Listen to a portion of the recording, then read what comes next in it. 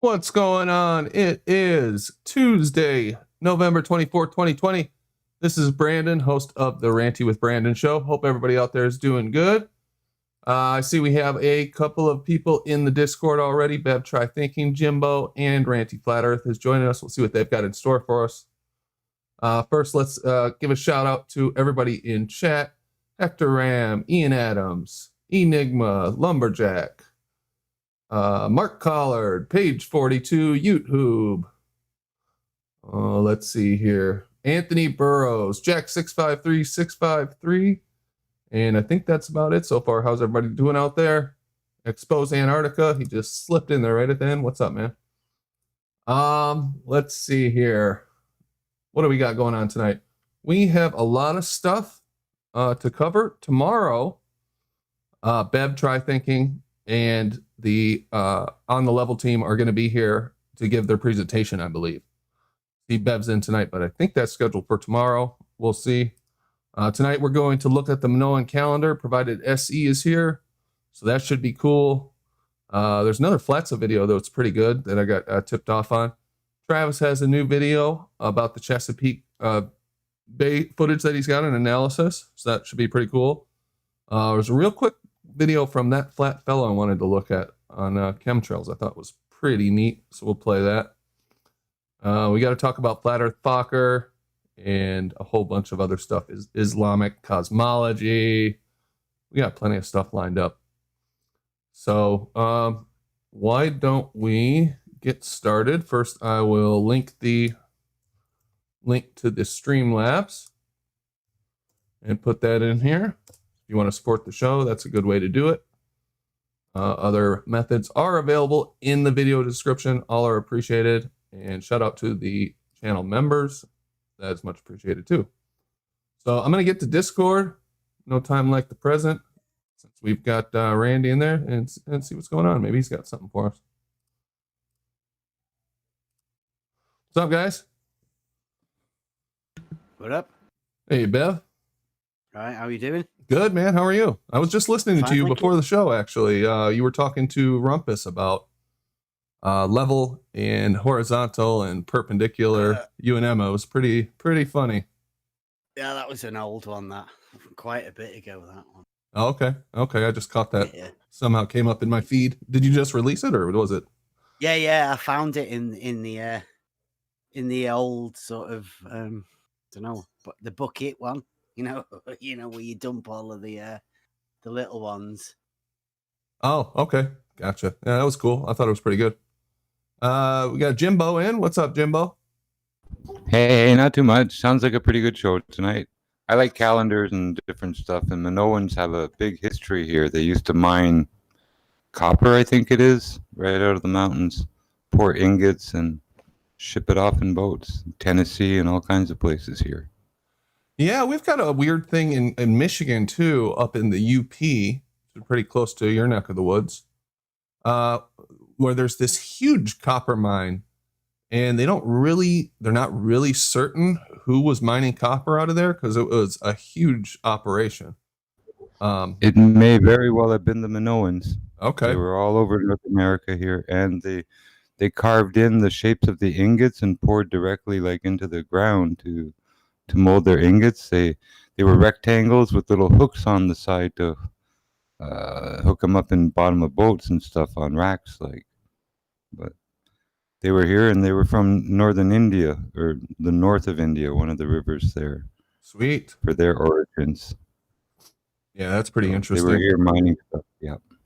Yeah, I've heard of people finding different artifacts and those being collected from people. You don't know what stories to believe, but there was definitely something going on in North America more than we've been told, or that we know about. Let's see who else we got. Paige, what's going on, Paige?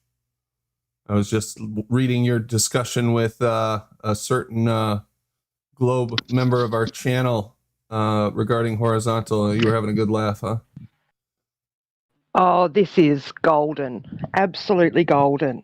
Aaron Armstrong Hansels types to me that all ballers would agree, so he's dobbed you all in, every single one of you would agree that water, so 70% of the Earth's surface, water is level, and level is horizontal. But then he goes on to say that doesn't, those two terms aren't descriptive enough to say what the shape of the Earth is, but it's a sphere. How can you have 70% of the Earth's surface being level and horizontal water and still think you live on a sphere? So he's dobbed every single one of them in. Say that you all agree to this, all of you. So go and thank him. With people like Aaron and Simon Dan around, we don't have to do much at all. We just let you guys dig the holes and fall into them yourselves. Yeah, good point. Maybe Aaron will stop by if he's not too busy and tell us what he meant. I hope so. Maybe he can clarify things for us. That'd be cool. Yeah, that would be nice. Yeah, really would. Because that you cannot be living on a ball if water is level and level is horizontal. Yeah, good point. So explanation would be nice. And we've got Ranty Flat Earth, the channel OG on the show tonight. What's up, Ranty? Hey guys, how's it going? Good, man. How you doing? Not too bad. Not too bad. Been a while since I've been on actually, so it's cool to catch up with you guys. How's everyone doing? How are you doing, Paige? Yeah, I'm fantastic this morning, Ranty. Absolutely fantastic. I had the best night's sleep. I giggled my ass off last night for about 3 hours. I woke up this morning to the same thing, just going, oh my God, this is too good to be true. Awesome. I don't know. Hope you're well on the way to the mend, Ranty. On the mend, did you say? Oh, yes. Yeah, yes. you're doing much better and still going good in your progress and healing from your hernia and stuff. That's right. Yeah, looking forward to getting back to work as soon as possible. You got your stitches out, Ranty? You were talking about that last time you were on, that you didn't know if they were going to dissolve or what happened with the stitches. Yeah, they've dissolved now. Finally. So so that's good. It's all good. What can I say? There's nothing bad I can say at the minute. I'm apart from the boiler being fucked. Oh shit! What happened? Your furnace went out or what? No, we've got a combi boiler and it's naffed. Oh, that's a bummer. Naffed. Well, there always has to be something going wrong, doesn't there? Yeah, but to be fair, after the year we've had, that's like a little thing. After everything else that's gone on this year. Yeah, it's the mozzie bite. That's nothing. That's just like a little scratch on the neck or something, Well, that's cool. Good to have you in, man. Yeah, good to be here. So, how's your show? How's your show going anyway? I mean, I've been stopping by. I've been seeing. We don't seem to be getting many Globers in. It's been tanking, Ranty. It's been horrible. Absolutely, just atrocious. Well, it must be Travis then. Travis must be the reason, I think. Yeah, I'm gonna have a talk with him. I think we should server ban him. No, it's been going pretty good in my opinion. We've had some really good shows, really good people coming on. I'm trying to line up some guests to come on the show, some people who don't usually come on, but we've had some great presentations by Bev's team, Travis.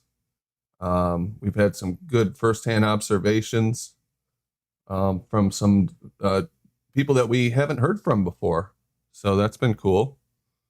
Yeah, I think it's been going pretty good. Cool. Yeah. But all right, let's see who else we got going out. Rob Keane, what's going on, Rob? I don't know. Can you hear me? Yes, we can. Hey. Okay. First, shout out to Ranty. We couldn't do this without you. And then we got to get to Bev Try Thinking. If you haven't subbed to Bev Try Thinking, you need to subscribe to him, right? And you need to listen to him. Just listen to him. You don't have to believe everything he says. Just give him a good listen. He's got a lot of wise words. And he reads that Euclid book. I'll second that. I don't know what's wrong with you guys. All right. Thanks, Rob. That's all I got for right now. Jeez, Rob. And we got the real Bob Dole. What's up, Bob? Hello. Hey. So I was going to start off with SE stuff. He's not in yet, so he might pop in. I do see him in chat, so chances are he'll join us when he can. So we will start off with something else instead. Maybe this. Let me see here. Why don't we, Travis? Do you want to talk about your Chesapeake analysis? We could do that. Yeah, sure. Basically, I came across some footage that did the reverse of what we looked at the other day. So the other day we watched the horizon drop. Yeah, I wanted to Sorry. get it didn't seem like it was working, but it's working maybe. Um, Oh, your mic's open, Bob. Yeah, I wasn't sure. Oh, I wasn't sure okay. if he was. Actually, let me think about that. I think we see it drop or rise. I think we saw it rise. Rise, yeah. We saw it rise. Okay, so in this footage, it drops. Okay, so then that would require that my lens would be rising, which is the opposite way of physics. So it's not doing that. But, again, it's just an interesting phenomenon. I think, again, I was watching some other footage today. It's just so much to go through, but it's a three-dimensional phenomenon. It's not just up and down because you've got an adjustment that happens with the distance and the size of the objects that you're looking at. And so it's just, outside of the arguments that we're making with flat Earth, it's just an amazing phenomenon in and of itself. So in the video, it's a 7-minute video. You can play it all the way through if you want, or whatever. It's got conspiracy music gurus music to help us pass the time. And then at the end, I have a video that has full exposure of the 12-mile shoreline. And what I mean by that is that you can see the grass that's there. It's just that that fine point of the point of convergence is not resolvable to our eye. But I'm pretty sure that everybody would say, yeah, we're pretty much seeing 12 miles here. So. Okay, sounds good. Oh, well, I'll play it. I'll take the sound off so we can hear the music. I think he'd be all right with that. He doesn't strike. Oh yeah, he loves the promotion. Yeah. No worries. Okay. Yeah, he's got some fun stuff. If anybody hasn't heard Conspiracy Music Gurus stuff, I suggest you go out and check it out. Well, yeah, but this is his true solfeggio, so it's just his instrumental. Oh, yeah, that's pretty good too. I hear that in a lot of videos. Okay, cool. I'll start playing it, and if you want me to stop it for whatever reason, Travis, to make a point or whatever, just shout. Yeah, or anybody else, if you want to talk about it, then. Cool. Here goes.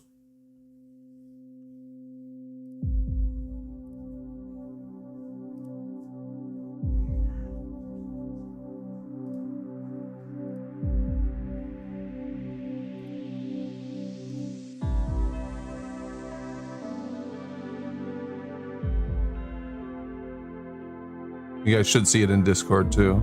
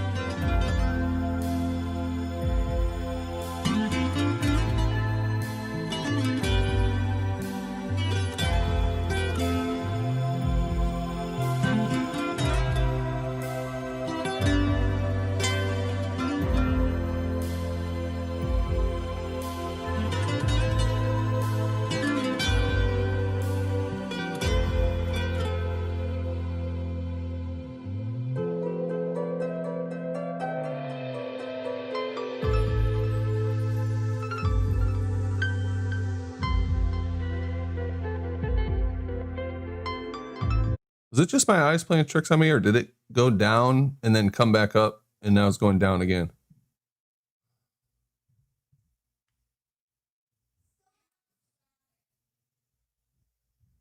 Or was there, oh, there was a camera movement there. Yeah. Okay. Sometimes that can happen, but I think the abrupt change was the camera, because I had again when I'm watching this in real time, and the field of view gets off center, I readjust my field of view to focus the shot again. So that's what that was. Okay, gotcha. Okay, cool. I think we're here. Oh, that looks like it's the end of that section.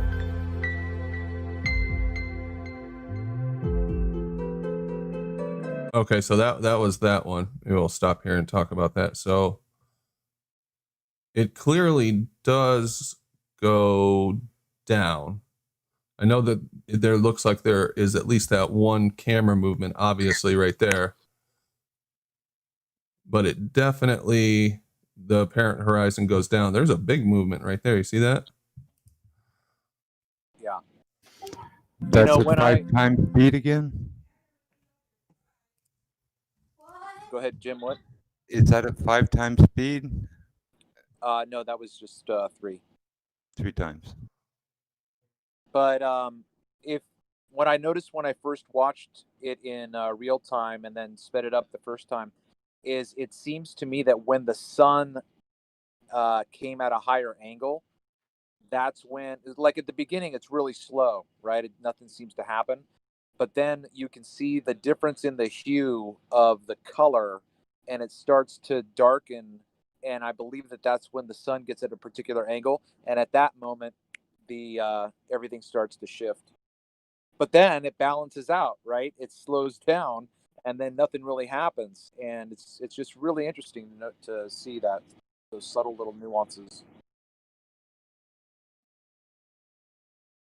Yeah, that's really obvious right there. You can see all the detached, that's not the real horizon.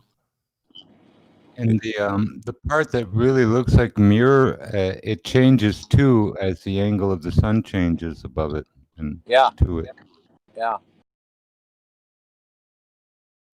And then if we were to scale the distance, if we were to like mark off how large that that landmass was, I'm pretty sure we would watch that change as it shifts as well. It's like this fucking, it's like I said, it's like those uh, movie glasses that you used to look at back in the 1800s, 1900s. Where you could move things forward and back, and it would magnify and get smaller. It's a sliding scale. Somebody told me what those were called the other day, and I forgot to say it. Yeah, I meant to look them up too, and I forgot. They're not xenoscopes or anything like that, eh? No, that doesn't ring a bell. So I think this definitely lends credence to your footage from the other day, where the apparent horizon was rising up. To see it rising down, that it's not just the lens pulling itself down, was a ridiculous comment in the first place, and whoever said that might have been joking. But it's pretty interesting. So what's this? Before we get on to the second part, I did see that Aaron Armstrong joined. Aaron, maybe you joined because we mentioned you earlier. You're in Paige's conversation. We did say we'd give you a chance to, I don't know, back up what you're saying or clarify what you were saying in Discord that Paige relayed. Any comment? No? Okay. All right, well, hop on it when you can. Okay, so what's this footage here, Travis? The second part. The second part again is just a different condition. It's what I call the conditions for looming.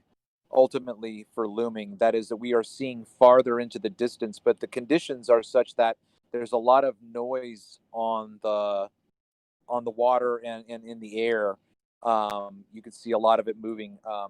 And what's interesting, if you want to pause it right there, well, yeah, because I'm looking at the YouTube right now.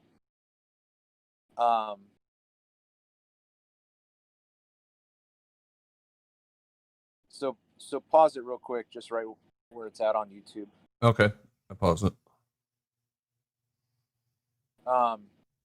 What I find interesting in this is that that boat that I'm following is in a higher band on the water. You can see a darker band underneath it, right? So you've got the water going up to that distant boat. You've got a dark blue band that's going across, and then you've got the higher, farther band that's the same color as the lighter blue water. I just find it an interesting. I'm just making note of it. It's just very interesting. Is there So this boat.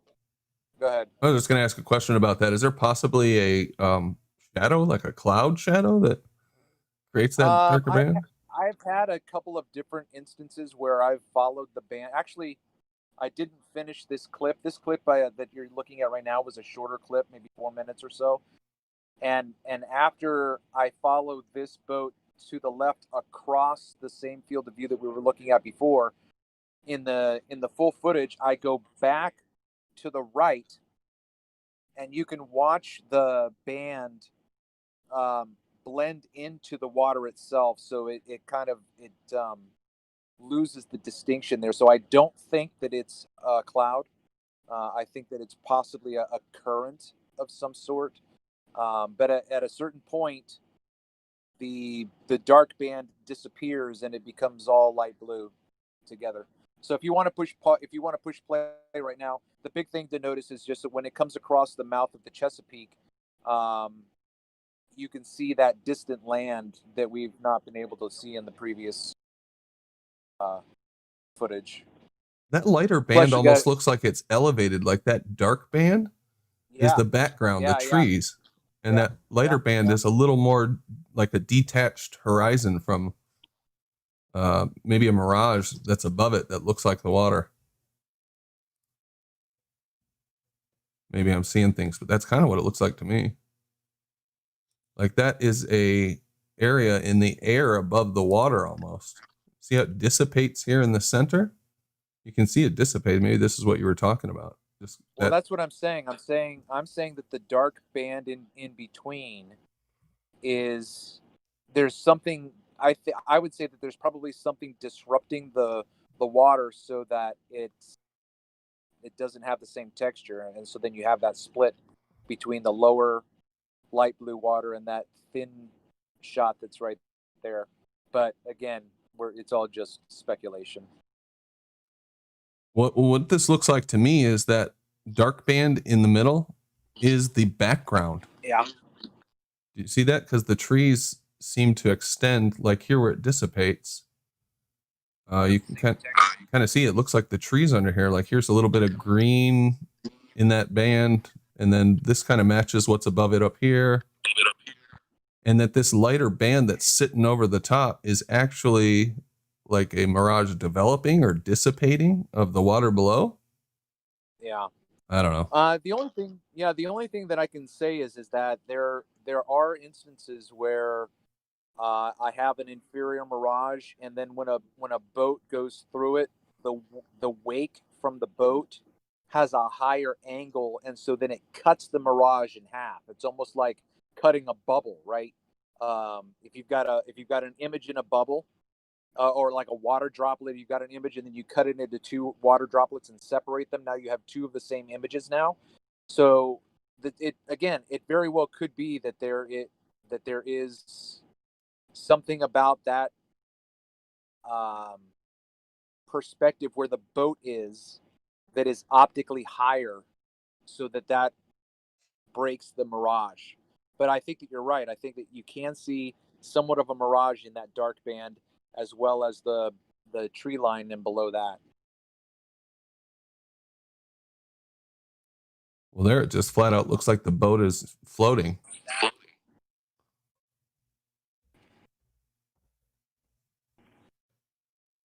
Hmm.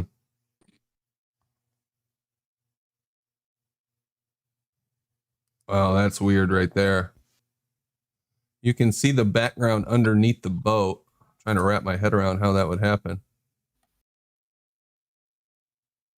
You can see that sand in the background under the boat, and the boat is kind of like hovering through it.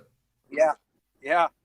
That's why, dude. Okay, that's why I'm saying that there's distance in the mirage. That mirage covers 2 or 3 miles. That little band right there of the mirage covers 2 or 3 miles. Yeah, I could see that. It's so condensed right there. Yeah, but the point is that if you look to the right, you can see the green pasture. That's the shoreline 12 miles away. I mean, there's a lot of great stuff in there, but that was the point of why I actually showed this video. I came across a better video today after I made this one, and I just didn't have time to produce it.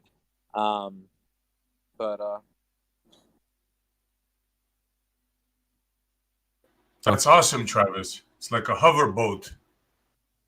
Yeah. Where did the bottom of the boat go, ballers? Yeah. It's over the curve, SE. So then if you go to the end of the video where I have some stills, you'll just see different captures, even though the conditions are poor, so that there is distortion and a lot of noise.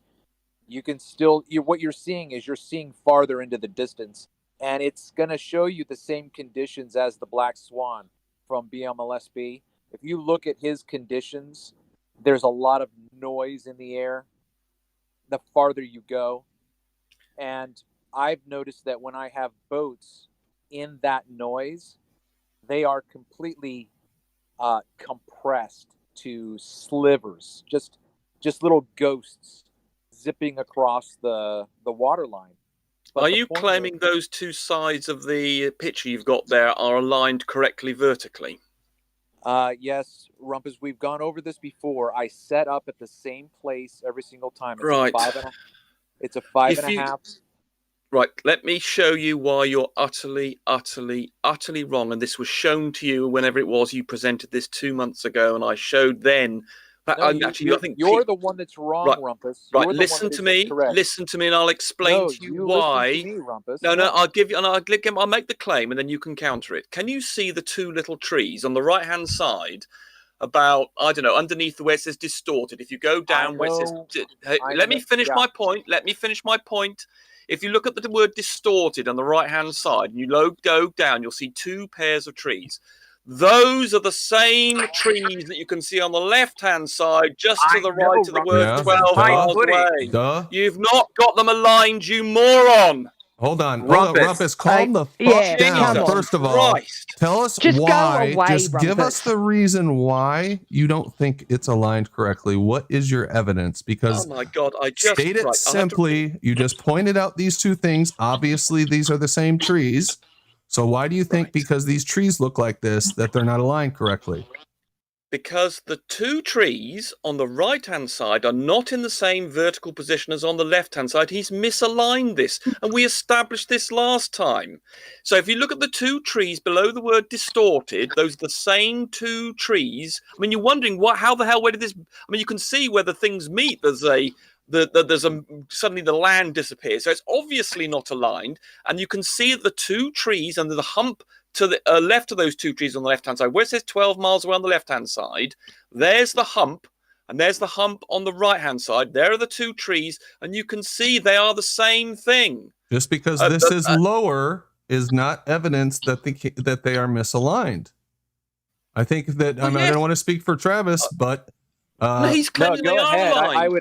He's claiming they are vertically aligned, and they're not. The 2 trees should be aligned. Rumpus, okay, listen to me very carefully.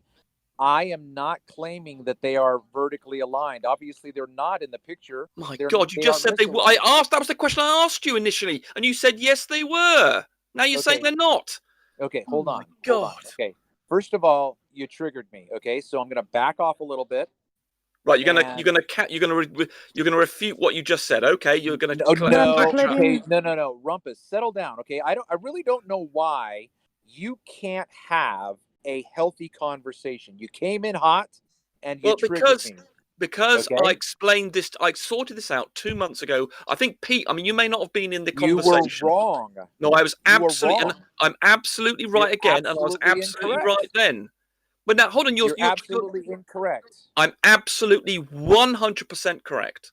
You can see the evidence of your eyes. You can see there is no, where in the middle, where there's two things that you're claiming they're joining, there is no landmass at those two positions. So it's clearly not vertically aligned. And you can see the two trees that are in the both images. You've misaligned it. And you can see the features carry on correctly.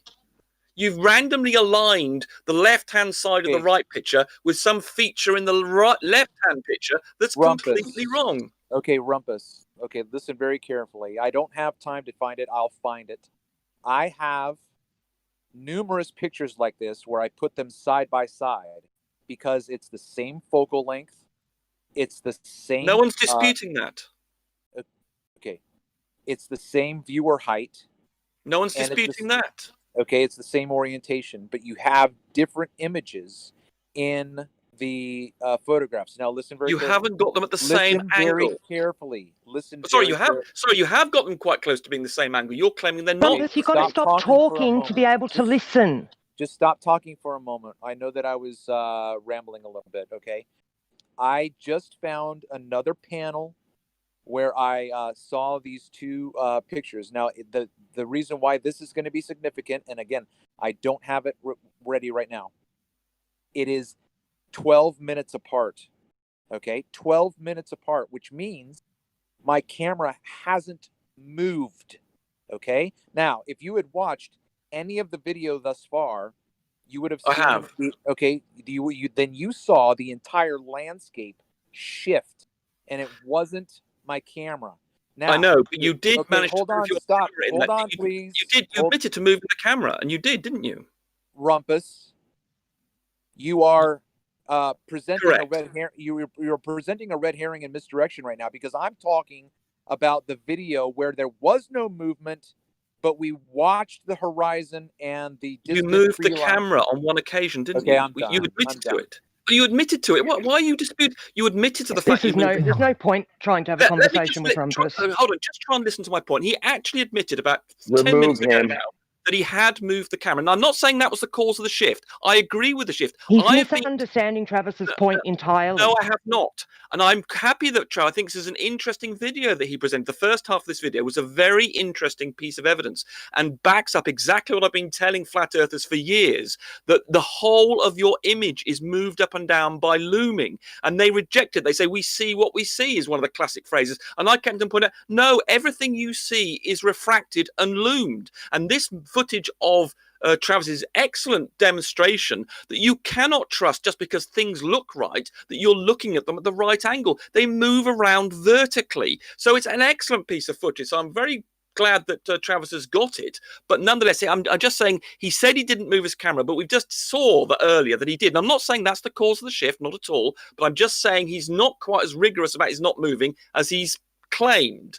And we can see that those two trees in the right-hand image are the same two trees in the left-hand image, and he's randomly, because of the inferior mirage on the right-hand side, aligned it to an incorrect point. And he clearly, and they are quite close together in azimuth, in other words, left-right angle, and he's randomly decided that they're not. I mean, you're claiming these things are taken from the same azimuth, i.e. the same left to right position, Travis, yet you've positioned them to the right of one another. They're actually much more overlaid than you've put them in this diagram. Those two trees are the same two trees on the left-hand side. And you've randomly aligned it with some feature on the right-hand side. And that's why you've got this huge gap in between the two Are you pictures. ever going to stop? Well, there's so much evidence here. I mean, you don't seem to be accepting what the evidence is. But 1 second of silence, ahead. and if somebody doesn't immediately talk, you just keep going. I'll stop. Go ahead. I still don't understand exactly what your point is, Rumpus. So you keep. Oh my gosh! Calm the fuck down and let me get the sentence out of my mouth. Yeah, you you're not fucking allowed to blowhard. try and talk to him. Calm down. I don't know why he's still here. I'll try it one sentence. Calm down. Calm down. Let me get the question out of my mouth. Let me get the question out of my mouth.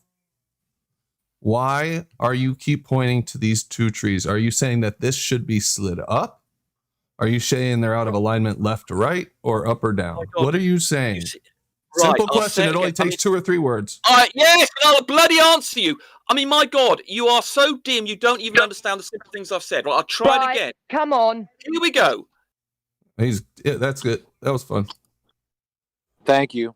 Yeah, Okay, that's ridiculous. He doesn't need to insult anybody. He can just explain what he wants to explain. He needs to explain it without being such an asshole about things. You know, you can't have a conversation like that. We want to hear what he has to say, but we want to hear what he has to say, not the insults in between everything. And I'll be honest with you, I give him a lot of rope because I want the opposing viewpoint.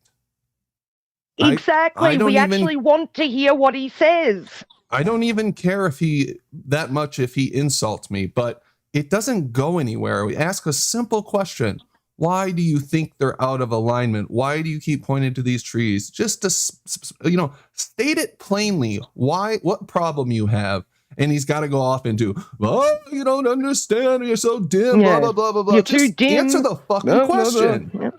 Sounds like dishonest conversation to me. Me too. Let me just jump in. Let me just jump in real quick and make 2 points. Same.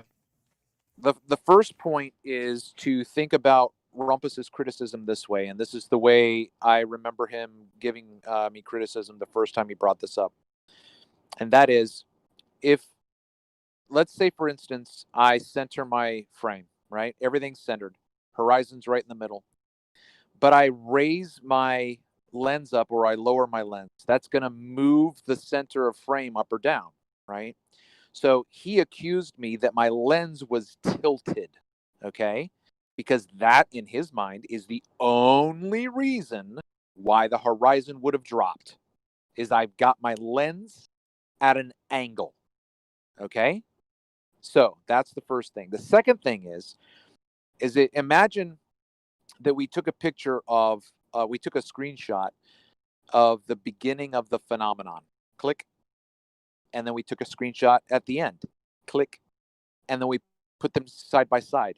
You know what we would see? A disproportionate landscape, even though my lens hadn't moved. So then he would then accuse me of having either raised the lens or lowered the lens, because obviously the landscape is all screwed up. It can't be the same thing. Now, third, I lied. The last thing, third.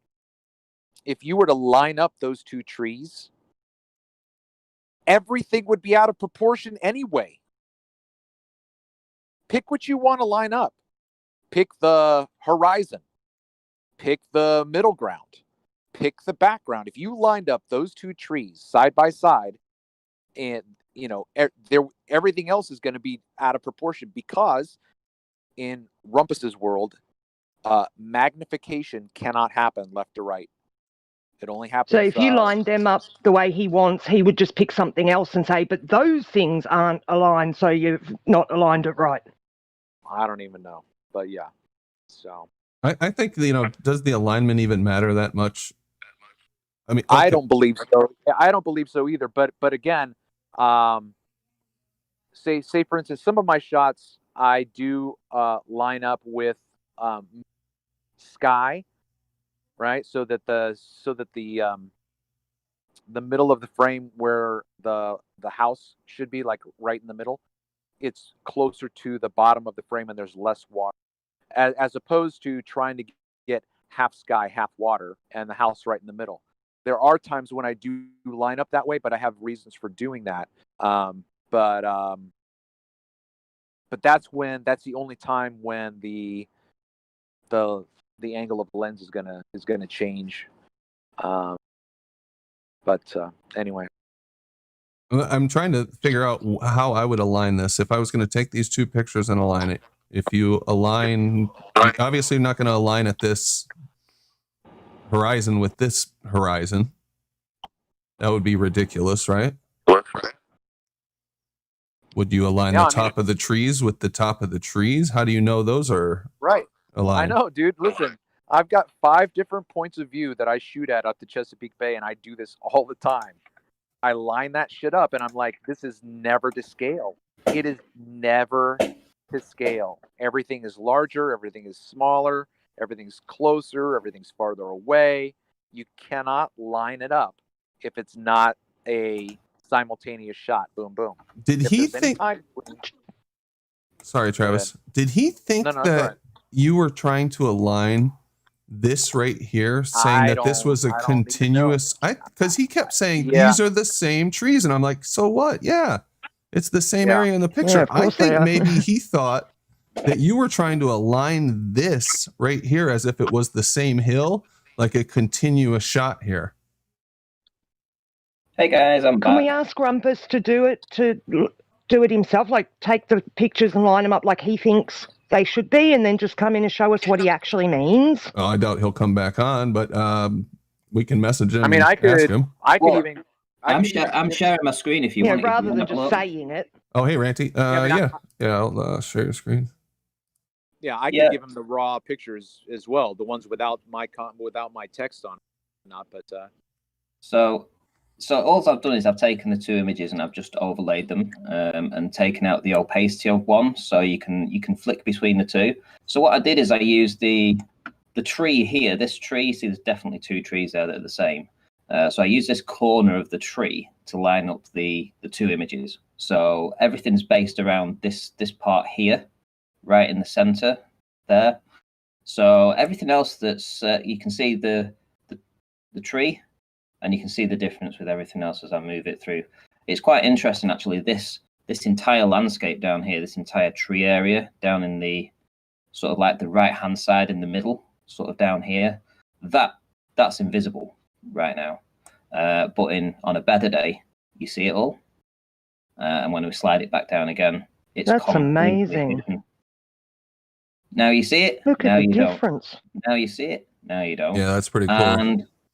And what's interesting, as I say, when you see this tree line without much distortion, there is some distortion. There's a little bit of an inferior mirage at the bottom, but in general, the image is pretty clear. But when you actually flick through it, it does actually lower. With the inferior mirage, it does actually sink the background, as you can see on the right-hand side, for sure. if you guys want to go actually to the end of the video, I have two different panels, different 4x4s that I set up. Again, if you want to look at it, because it's even going to have more dramatic shit than this. But yeah, so that's the best I could do, guys. It's just a simple overlay. Yeah, that looks good, Randy. Just to show you what's actually happening Yeah, here. that's fantastic. And how this inferior mirage and the sinking effect will make things disappear, because everything that you can see in the image here at the bottom, this is a grassy area, I think, where they play. You could say they play cricket on this area. Let's just say, or a football ground. I don't know, but it's a clearing. That's a clearing there, and it's surrounded by trees.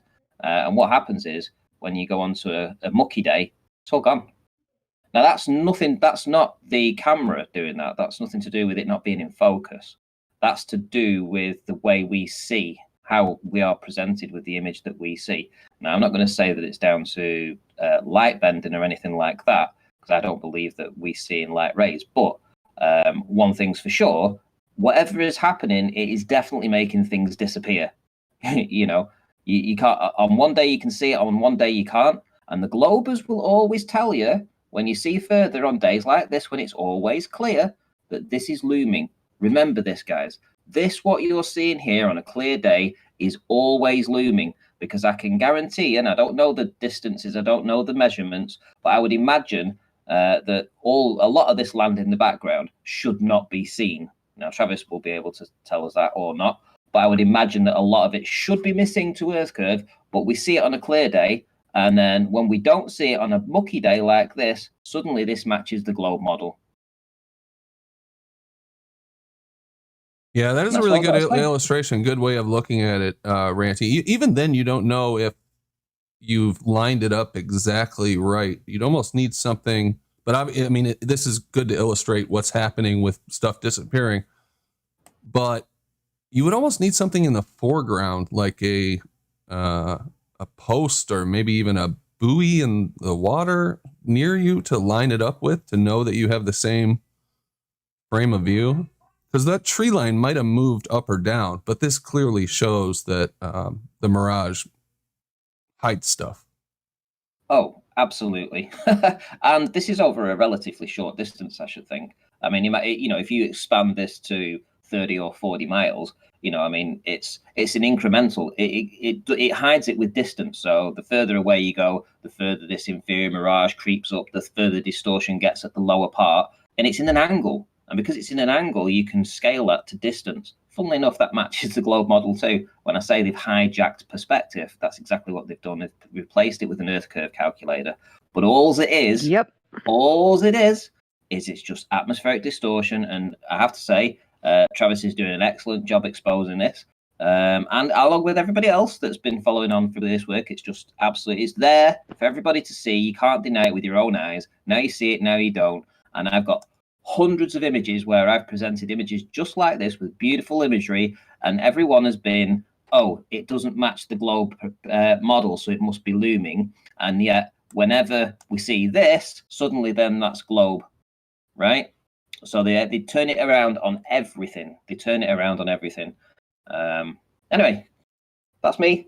Just popping in to say that because I saw that Travis had been trying to explain this image, and I just thought, well, I'll just overlay the two, and you can see that. So, what do you think? Do you think? Did you listen to that exchange with Rumpus? Do you think that he thought that that was supposed to be one continuous shot? What was he getting at? Well, I understood what he meant because let me cancel that off. I think what he's done is he's assumed that Travis has lined up this part of see this terrain here, and can you see this terrain here? Yeah. I think what he's assuming is that Travis has lined that up as it's like a continuous land. Do you see where it sort of matches up? Do you see what? Yeah. You see it sort of like looks like a hill, and you could assume that this is what he's trying to say, that Travis has misaligned it by trying to connect this to this right hand side here of this. No, and I suppose when you look at it, that could. It could, but who would be stupid enough to think that that's one continuous I mean, that didn't even cross my mind. Travis would. You didn't mean to line it up like that, did you, Travis? Or was that? If I go back to what my reasoning was, I would like to think that the left image, I tried to show you where I thought the convergence point was, where the shoreline was, and just drew that straight across as contrast, because the rest of the right image, everything shifted. So I was just showing you to contrast the two images. Yeah. This is where the shoreline should be on the left image, and because I think I did that with all of the lines. Didn't I do that with even the horizon? I drew it straight across so you could see where it's just yes, no you different did. than Right. I think it's just unfortunate that you've got like a hillside on the right that's arched and bending down, and because it's sunk on this image, because this is the sinking effect that you get. So when you actually lined it up, it kind of matched up. At first glance, you could be mistaken for saying that you had lined this area up. Of course, it's only when you actually overlay the two and you're able to adjust the opacity of it, you can actually see that everything matches up perfectly. Even this area here, that's very clear. That's this part here, this darker area. You can see that here. So I know Travis has set it up correctly, but and Rumpus is mistaken. He's mistaken as usual. Right, listen, guys, I'm gonna leave you to it. Sorry for hijacking your show. Oh, and I'll do Thursday if you're not here. Yeah. I've got to do family stuff. It's Thanksgiving in the U.S., so cool, man. Okay, well, there you go, guys. So I'll be doing a show on Thursday then, whilst Brandon has his Thanksgiving stuff. Right, I'll leave you all to it, guys. Take care. Thanks, Ranty. Thanks, Ranty. And the pro comes in and shows us a simple comparison. Well, not to drag this out any farther, but I would like to just show you at least one of those 4x4 panels at the end. You could just put it up for a couple seconds, and we could just kind of look at it. It's pretty incredible. Yeah, no, I want to see it. Let me. Which one do you want to look at? This one. Doesn't matter which one. It looks like you've got a couple of them, or we can just start with this one. It's the 4x4 panel. I think there's two of them back here, isn't there? Yeah, just choose one of them. It doesn't matter. Okay, we'll go with this one. Nope, I forgot to hit stop. I'll go back to the bluish one. Now, again, this is just for contrast. You know, I'm not trying to. All right, so let's see what's going on here.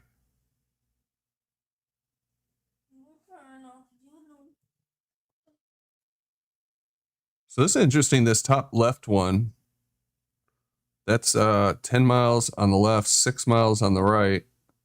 This is all from the same distance, same position, Travis? Yeah, it's just the focal length is different. It's like, yeah, this one photo down here on the bottom left, the focal length is different. Okay. And then this is interesting because the foreground is very clear and goes a little further, but then the background, there seems to be more doubling and more miraging, as opposed to this one where the foreground is way lighter and a little further down, and the miraging, you can see more of the trees. Like the miraging isn't as high, or there's less of it.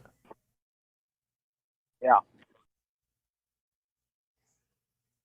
And you can basically see what I try to do with these images, even though the one on the bottom left is a different length. And really what that means is that it depends on the conditions of the medium as to how much I can my field of view. But basically I have the opportunity to, you have a cape on the right, which is 6 miles away. You have a cape on the left, which is 10 miles away. And I usually try to get both of those in the frame. So whenever I can zoom in and get both of those in the frame, that's usually where I take my shot. Like it's never, like I can't go out there every day at 2 o'clock and go to 428 millimeters each time and have the same shot frame. You know what I mean? So just kind of giving you an idea as to what my thinking is when I line up this shot. I have a left side landmark, I have a right side landmark, and I try to get both of those in the frame, and then I click. Yeah, it makes sense. Well, that's pretty cool. Well, let's take a quick look at this other one. Was there any anything to say about this last 4-boxer here? It's like it's kind of sunset or sunrise-ish. A couple of these. Yeah. When it's orange like that, it's usually the sun.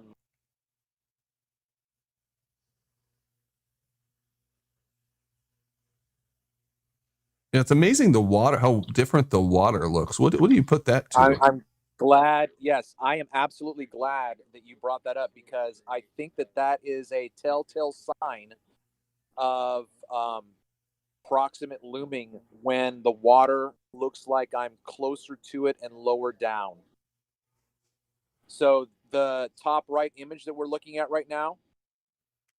Yeah. Okay, you see how large that water looks, how big the waves are? Yes.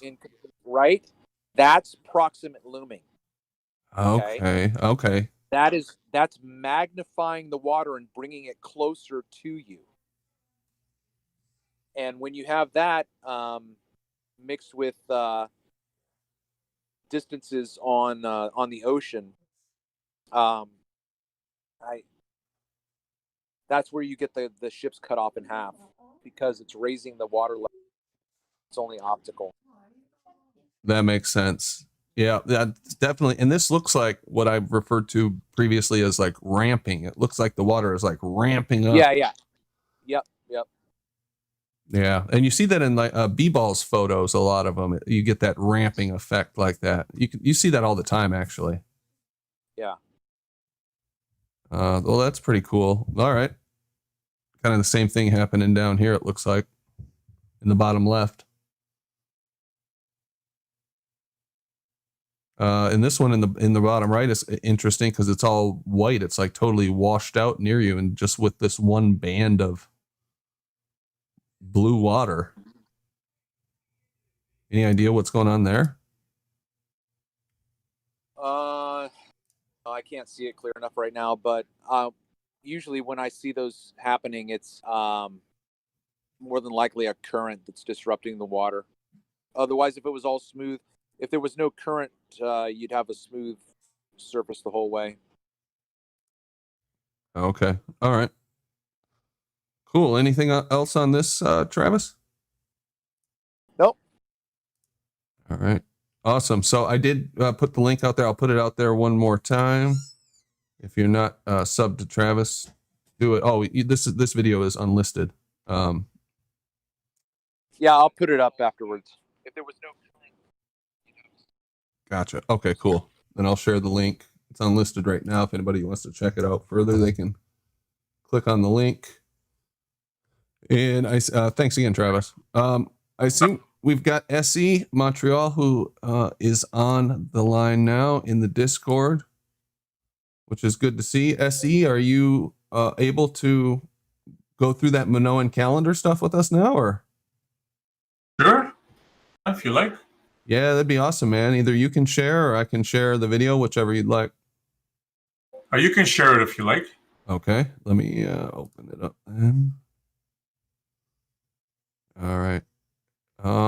I did briefly look through this, but if you want to go ahead and introduce it or tell me where to go in the video, or it's all you. Well, you can play it. I explain it in the beginning. It's self-explanatory. Okay. It's quite long, though. It's like 20 minutes, so where you guys want to stop and talk about it, like, sure. However you want to do it, Brandon.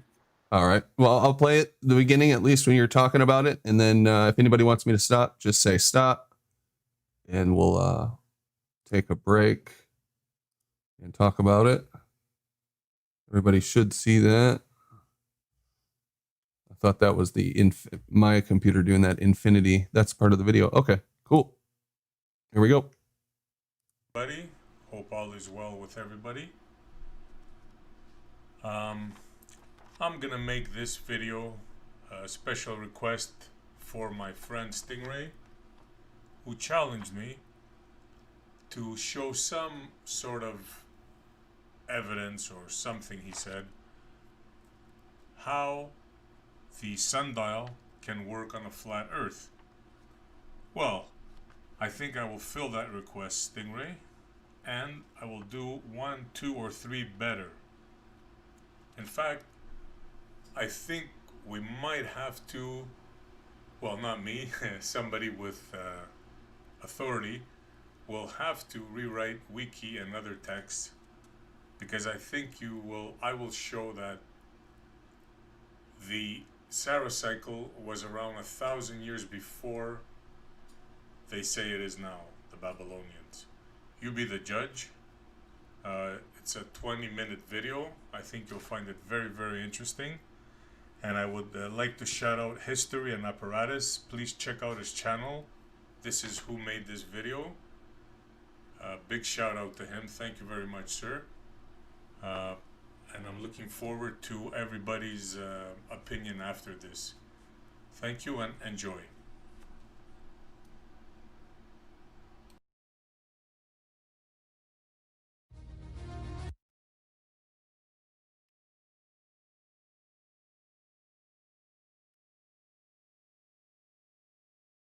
Oh, we just lost sound. Is there sound on this part of the video, or? The beginning part, there's no sound. Don't worry about it. Gotcha. Okay. Welcome to the very first episode of History and Apparatus, where we will concentrate on significant technical and mechanical archaeological findings that help us understand the scientific achievements of the ancients and their contribution to mankind's evolution. In this episode, we will be talking about the Minoan solar calculator, a vastly old non-automatic computer, how it worked, its use, its contribution to seafaring and planning, and the mind-boggling high level of knowledge of astronomy and the works of the solar system itself. But before we talk about this extraordinary device, let's get acquainted with the Minoans, the people of King Minos of Crete. What historians today call the Minoan civilization is the archaeological findings of the remains of a network of Greek cities and ports that flourished during the Bronze Age in the Aegean Sea and the Mediterranean. With the island of Crete as its center, the people of Crete expanded their reach all over the Mediterranean and possibly beyond. They flourished from 2700 until 1450 BC, where a period of decline finally led to the end of their achievements around 1100 BC. There are strong indications and evidence, both physical and cultural, as well as historical, that they are related to the Mycenaeans, the other great Greek civilization that was active in the mainland of Greece during the same period, whose center were Mycenae, Tiryns and Tyre, a few tenths of miles north of Crete, in the Peloponnese Peninsula.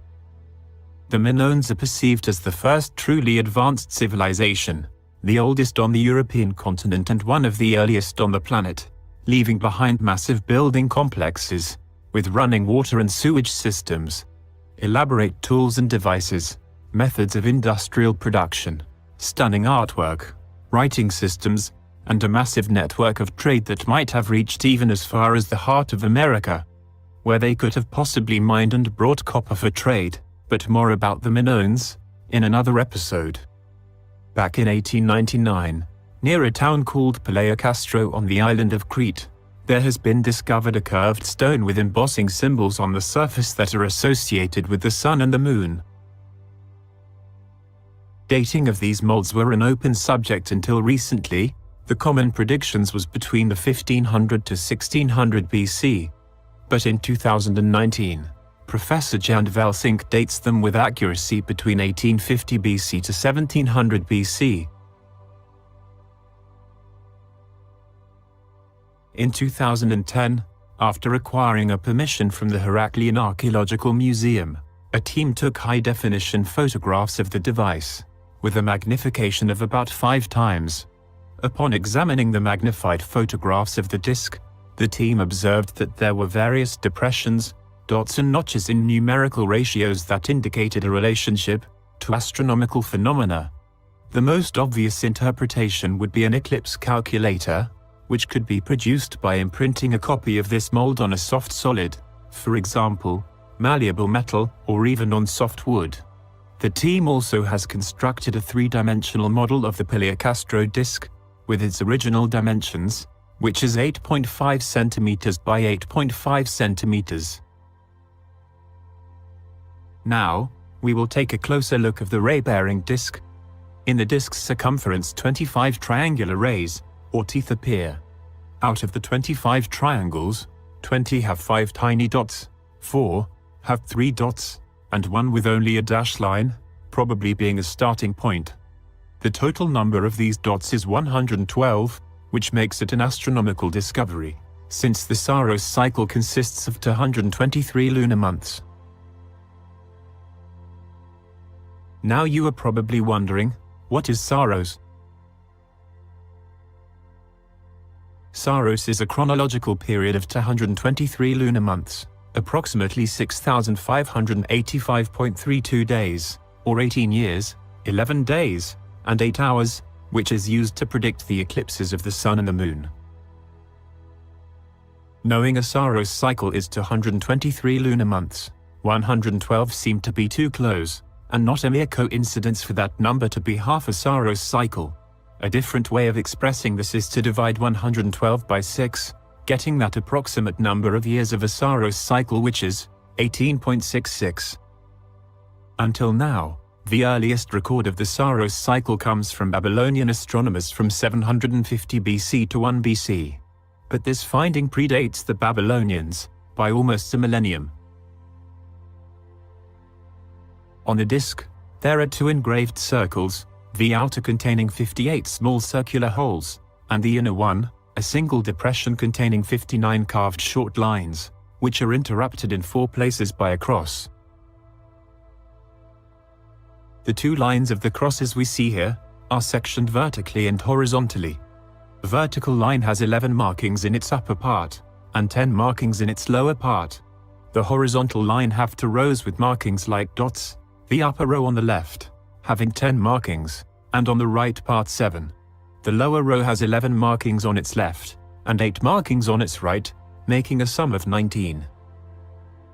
The horizontal width of the cross divides the disk into 2 semicircles, each of which has 28 dots.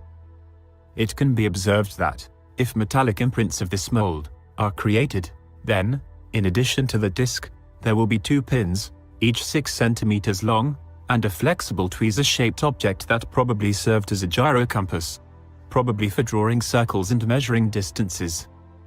After numerous tests, the team came to the conclusion that this small device has a multiple purposes apart from the use as an eclipse calculator, and with the use of a pin placed at the center of the cross, its solar shadow on the disk's surface could lead to the determination of the following elements.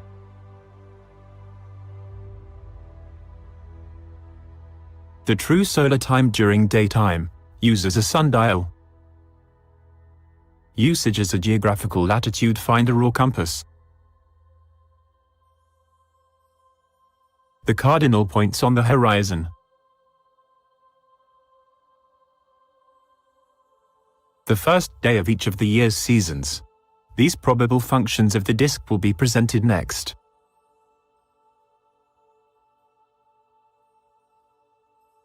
So it has this stick in this diagram pointing up. Did I miss when that was talked about? What is this for? Is this like a sundial, Essie? Yeah. Oh, yeah, it's more than a sundial. One of the function is a sundial. Yes, correct. Okay, gotcha. Now we are going to analyze the I disk's think they use as a showed before sundial. that the mold, next to the mold of it, there was a mold for like the stick and other things that you look like it adds to it. That's right. Yeah. Oh, so they were like mass producing these things, huh? Interesting. Yeah, I think what they found was just a mold. The Yeah, so they could see how it's got those lines, 6 centimeter, where it says 6 centimeters? Yeah. I think they're extra things that you use with that to turn it into like a sundial or whatever, you know, so you can hold it or whatever and see where the shadow is on the ground and all that kind of shit. Exactly. Gotcha. The imprint can determine the hour and the geographical latitude of a location, with the use of the 3 tools included, which are the 2 pins Now, in a keep pair in of mind, this thing is concentric- like 3,500 years old. Right. gyro compass. I'm that sure we they see- knew the Earth was a ball right there then, right? Had their satellites in orbit, and they knew it was a ball. a sphere. Oh, they've known it's a ball for like 10 million years. Come on. Yeah. I can't remember what the number is today. Somebody will tell us. The mold's right side. Aristophanes the dinosaur figured it out for him.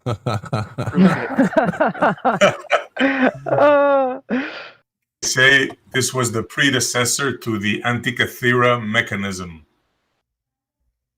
Okay, yeah, I'm familiar with that. That's That's an a good interesting find, story. SE. Yeah, that's amazing.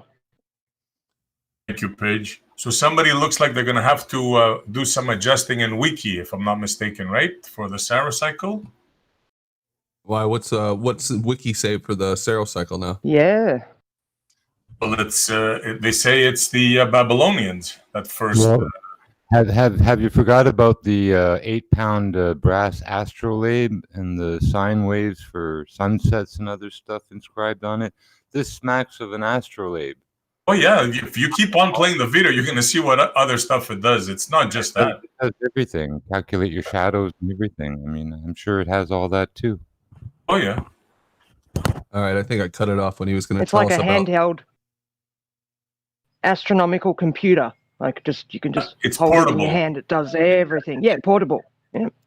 It's like the astrolabe. You lay it down flat and you have east, west, north, south, and you calculate even with that thing where your horizon and your stars are, a certain elevation above, and it's used to find where you are. That disc, this thing you're showing, it's for finding your way around. Kids would have been able to use one and have one. Like to shout out the Stingray, because he's the one that challenged me, and he told me, how can a sundial work on a flat Earth? Oh, here it is. And much, much more, brother. They work like they have been for thousands of years. Yep. Unless these people knew that the Earth was a globe, right? You have to Yeah, assume but that. what? Go ahead. Okay, if they'd say it was a globe 2,500 years ago, what was it before that? What did they think it was? And who went up high enough to see it? Somebody had to go up high enough to see it. Exactly. They could assume all they want, but until the 50s, when Picard went up high enough in a balloon, The disc has nobody had a 25 clue. Oh, wait a minute. No, it was the Nazis with the V1 or the V2. How did they know it was a sphere before then? In Barnwell, South Carolina, you drive up, and one of the most beautiful things is it's been there forever. It's a big sundial in front of the city hall that people still use. People go by with their lunch and check the time on the sundial. Listen, they've been around a long time, and that astrolabe and this thing of the Minoans is what things are based on. That's Soros cycle and stuff, you know. Yeah, but the Antikythera or the Mayan calendars or these guys, it's all the same lunar calendar, not a solar calendar. people were observing this for a long time. But what I find more astonishing, forget about the sundial, is the Saros cycle. We have evidence here now of 1,000 years before all these so-called experts in Wiki and all these scientists. But what, I discovered this in a search on the internet? What's going on here? What happened to the professionals? The one thing Someone in academia is feeding us lies. That's what's going on. Yeah, the professionals have deserted us, SE. They've just accepted the mainstream narrative, closed their minds off, and said anyone who thinks outside of what we think is insane, you don't listen to them, don't look here, nothing to see. Move along. Can you guys hear me? Yeah, it's astonishing, Paige. If I can find it really this, is. Yeah. I just where are want the to say, archaeologists? Where are all these big brains? And are they going to sweep this under the rug? Are they going to make the changes in Wiki now? That's what I want to see. I just want to say something real quick. Go ahead. We need to remember that when we hear from the ballers, that everyone back then knew. Anybody else not hear Travis? I see his light flickering. I hear him. You're not hearing him, SC? I can hear him. Okay, I'm going to go out and come back in. Okay. Travis, Am I? Yeah, no, that's okay. Am I? Is my audio bad for anybody else? I got you now, Travis. That was me. Sorry. Okay. All right. No worries. The only thing that I want to say again is the call for citation, right? We need to remember that the world 3,000 years ago did not have the internet. Okay, they did not have instantaneous communication. So when we are told everybody knew, I'm sorry, no, they didn't. Okay, because the only people who thought outside of the box in philosophical, metaphysical bullshit la la land were the scholars. And if you weren't a scholar, you didn't know what they were thinking. They didn't send out emails to everybody and say, okay, you got to update what you think the world is. Okay, so we need to remember that. Those who might have considered that the earth was a sphere were the very, very, very small minority. If they were a minority at all. Again, please show me a citation of all of these people that knew that the earth was a ball 3,000 years ago. Because we all know that on the empirical, sensible, logical level, the world presents itself to us as a stationary, non-curving plane. And on top of that, pilots don't account for curve or motion. Yeah, we well, got when that you bring confirmed. all that up. Go ahead, Chad. I was gonna say whenever you bring all that up, they just go into damage control. I mean, you can sit there and tell them.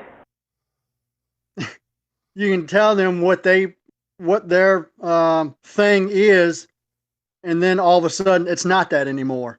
It's something else now. And then you bring it up again. You say, "Well, this is blah blah blah." no, it's not that. Then they change it again. So, I mean, it's just They just make it be damage both, control. right? It can be everything in the baller world. Everything can be both, right? It could be yes and no, right? So you dig into Exactly. Open and closed.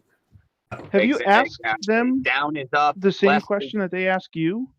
Just ask them to give you a model, a working model. None of them probably I have ask them all the anything even time. There remotely isn't close any. to resembling a model that they can just offer to you. That's not a reasonable request that anybody can give. Yeah, all their models are conceptual. They'll tell you the predictions of the Saros cycle of the model, right? So the eclipses are on a cycle. It happens all the time, right? So and this is what I love to do.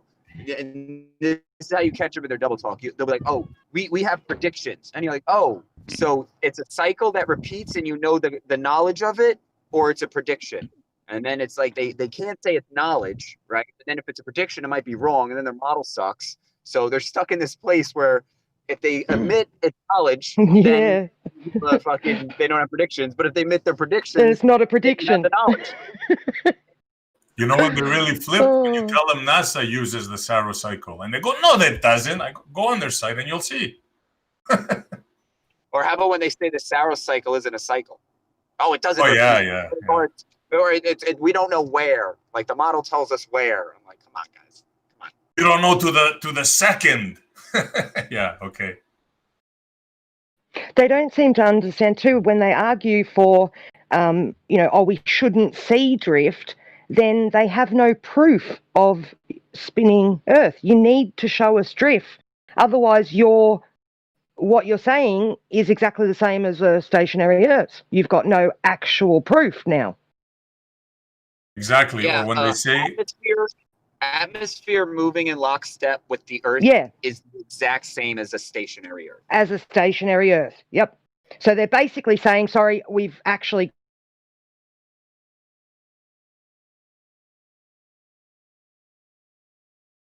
What happened? Did we lose Paige? Yeah, I can't hear either.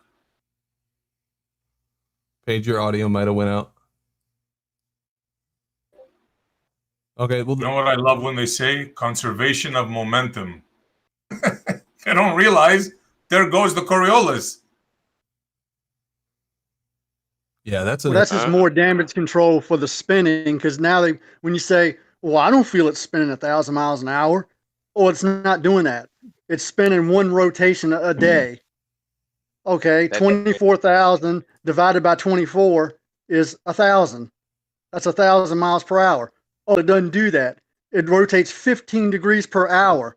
Okay, so 1 degree is 69 miles. 69 miles times 15 is 1,035 miles per hour. Any way you slice it, yep. All you gotta do is say, if there was a NASCAR track, right, and it went around the Earth at the equator, okay, and the cars were driving on that track as fast as the Earth spins, would they be going slowly past us, or would they be whizzing past us at 1,000 miles an hour? What's the mile per Listen, hour? they would only go by us once an hour. Yeah, but I know, but when they did go past us, would it be very fast at 1,000 miles an hour, or would it be kind of slow? Like Okay, I'm just gonna say it again. It only goes around in front of us once an hour.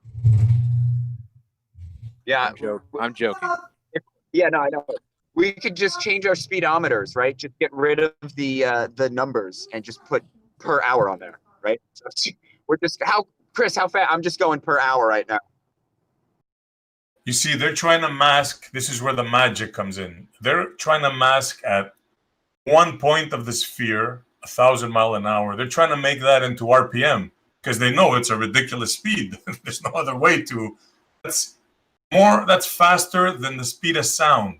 Should be hearing sonic booms left, right, and center. Just to name one thing.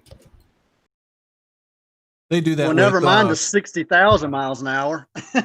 Yeah, don't get me started with that. Yeah. They do that with Coriolis too. Like, how much more momentum does a plane need to gain as it goes from south to or north to south to catch up with the speed of the Earth? Well, they say, well, it's got conservation of momentum, so it gets that speed from where it takes off. And then it just needs to, catch up so many rotations per minute or something like that. They'll frame it. Whatever frames it in the way that minimizes it the most, that's what they'll choose. Oh, damage control.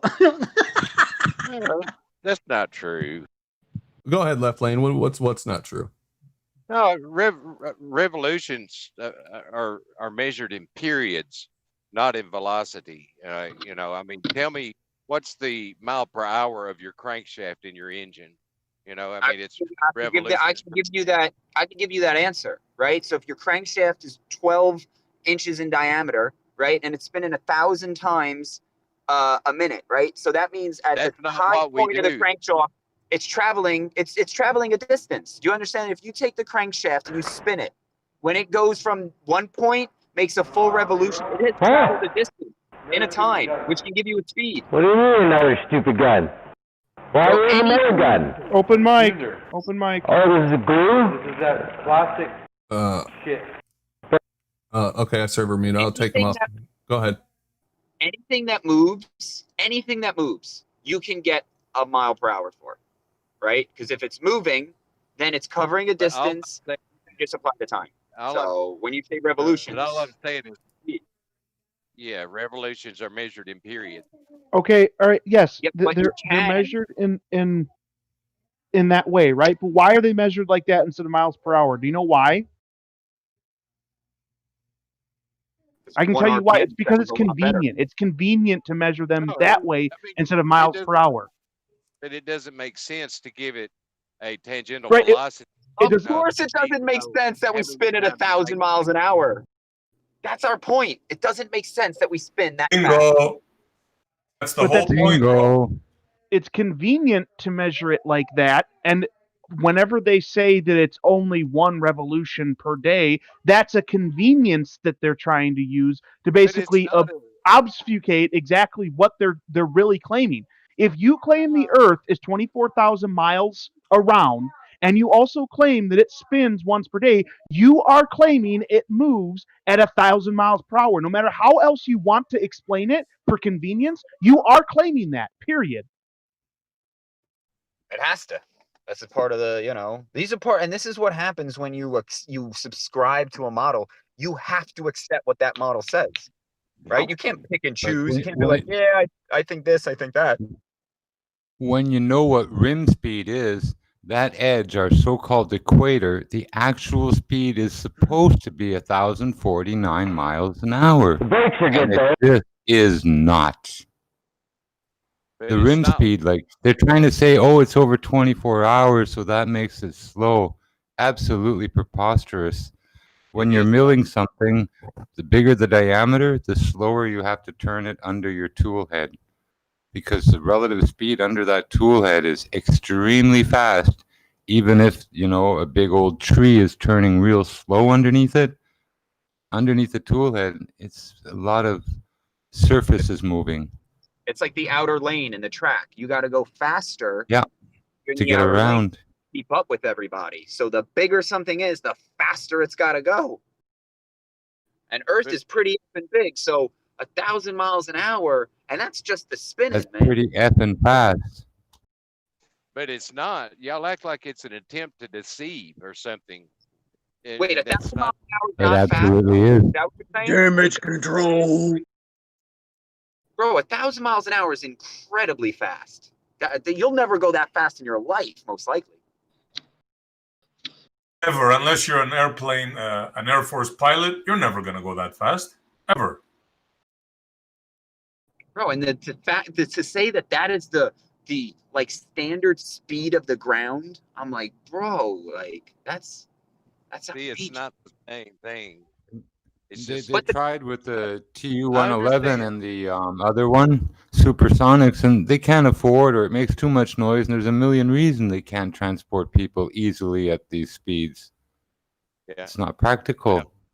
Well, I mean, I understand. Jimbo, I understand that y'all have. I mean, the 1,000 mile an hour thing is an issue, but it's not an attempt to deceive, and the way that I understand it, relatively speaking. No, it is an attempt to deceive. So you think it's an issue, though? You do think there's an issue that, like, we don't notice this 1,000-mile-an-hour speed? Well, no, I don't perceive the 1,000-mile-an-hour at the equator as an issue. Can you see how other people can, though? Like, if you Yes, said to me, yes, right, I do see the I don't know to call it a disconnect or it's just a matter of perception, I guess. But personally, I don't see a problem with it. what if somebody perceives that, like, because what you're trying to tell me is I perceive 1,000 miles an hour as stationary, right? And that, bro, my sense has got to be really, really off. And I would say maybe the guy who told you that we're spinning, he's wrong, right? Maybe that's the guy that's wrong, not the people that don't feel any motion. Maybe we're all right. Maybe everybody that doesn't feel motion is correct. And it's that one guy, that one dude that's telling us we're all wrong. Maybe he's the liar. I don't know. That's a little hard to conceive. It's hard to conceive that the what we all feel, non-movement, is exactly what is happening. That's hard to conceive. No, Or I understand what's what you're hard saying. to conceive is that you've been You lied don't to. feel like you're moving, therefore you're not moving. But it's all relative. Well, I mean, you have nothing to back up the claim that it's all relative. You can't back that up with literally anything. Yeah, I'm driving down the road, and except for the bumps. How do you know in the you're road, driving? How do you know I you're can't- driving down the road? Well, I've got a hold of the steering wheel and foot on Well, the gas pedal. there you go. Not relative, then, is it? You got a pretty But as far as good sensing- idea of motion. sensing the motion in my what is that? Your vestibule or whatever. No, I if I close my eyes and there were no bumps in the road, I wouldn't be able to tell. So if you went to pretend land that doesn't exist and never has right. existed, I mean, then Howard, come on, man. You just created a scenario in which, okay, what now? Now, if I were naked with Scarlett Johansson right now, blah blah blah. Like, no, okay, no. You are creating a scenario to prove your point. Mic check. What's going on, everybody? But Hey, what about being in the airplane at 500 miles an hour drinking a Coke out of a cup, Okay, but Okay. just because a train and a plane But move, isn't doesn't that a mean the person's conservation of moving. momentum, though? That's exactly. But it's also moving the Earth moves, right? Like, we agree that. But we to can be get able to have our- conservation of momentum, don't you need some sort of enclosure? Yeah, and in order to have motion, don't you need the thing that you move over that doesn't move, right? Like, if the Earth was moving, air travel would be fucked. Chicago, why are we in Des Moines? The Earth. All right, so conservation of momentum. If you're in a car, right, and you throw like a can or something, right, that is gonna conserve the momentum because it's inside an enclosure. Now, if you take the roof off that car, it's gonna be a different story. That's just because of the wind. I mean, obviously, but you gotta understand the roof, the containment is the enclosure is needed to be able to claim conservation of momentum. Negative. If there were no atmosphere, then you wouldn't need it. Yeah. It wouldn't matter if you had. You a roof or can't not. prove that. You're just talking nonsense. You can't say if they're the one. Intuition. Yeah, you're creating an area that doesn't exist. We always have atmosphere, right? And you're basing your premise on the idea that an object will just keep moving, right? So you're basing everything you know that if you just touch an object with your finger, it would just keep moving if it wasn't for other things happening. Yeah, motion in, motion. I mean. Well, have you ever touched anything and it just kept going?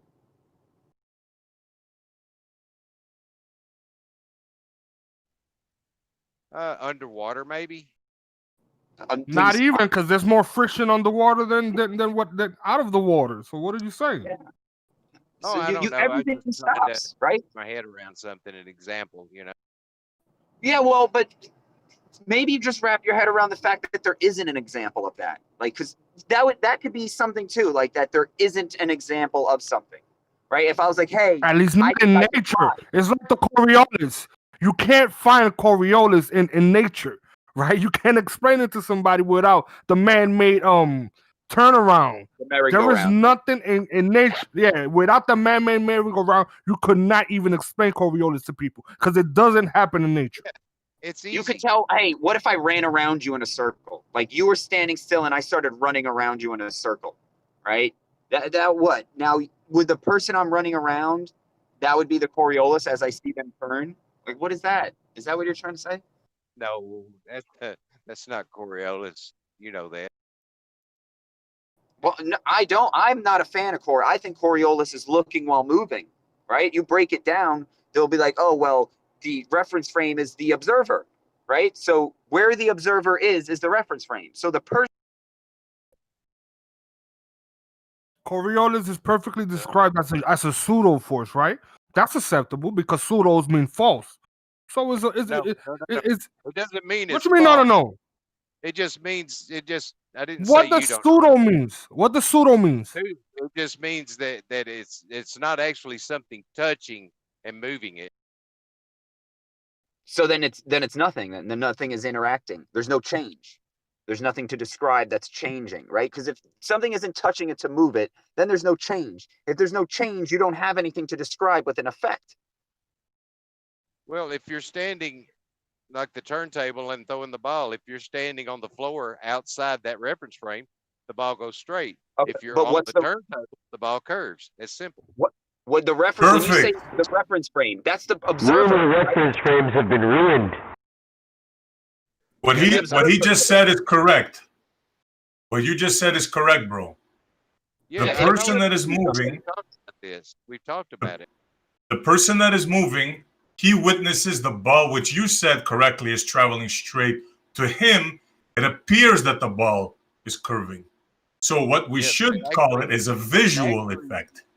Correctly. It's him that. But it's visual.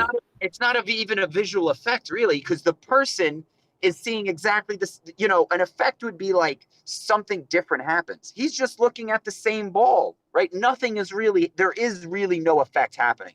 That's when you really. Yeah, you can take the effect out of it. It's visual, purely visual.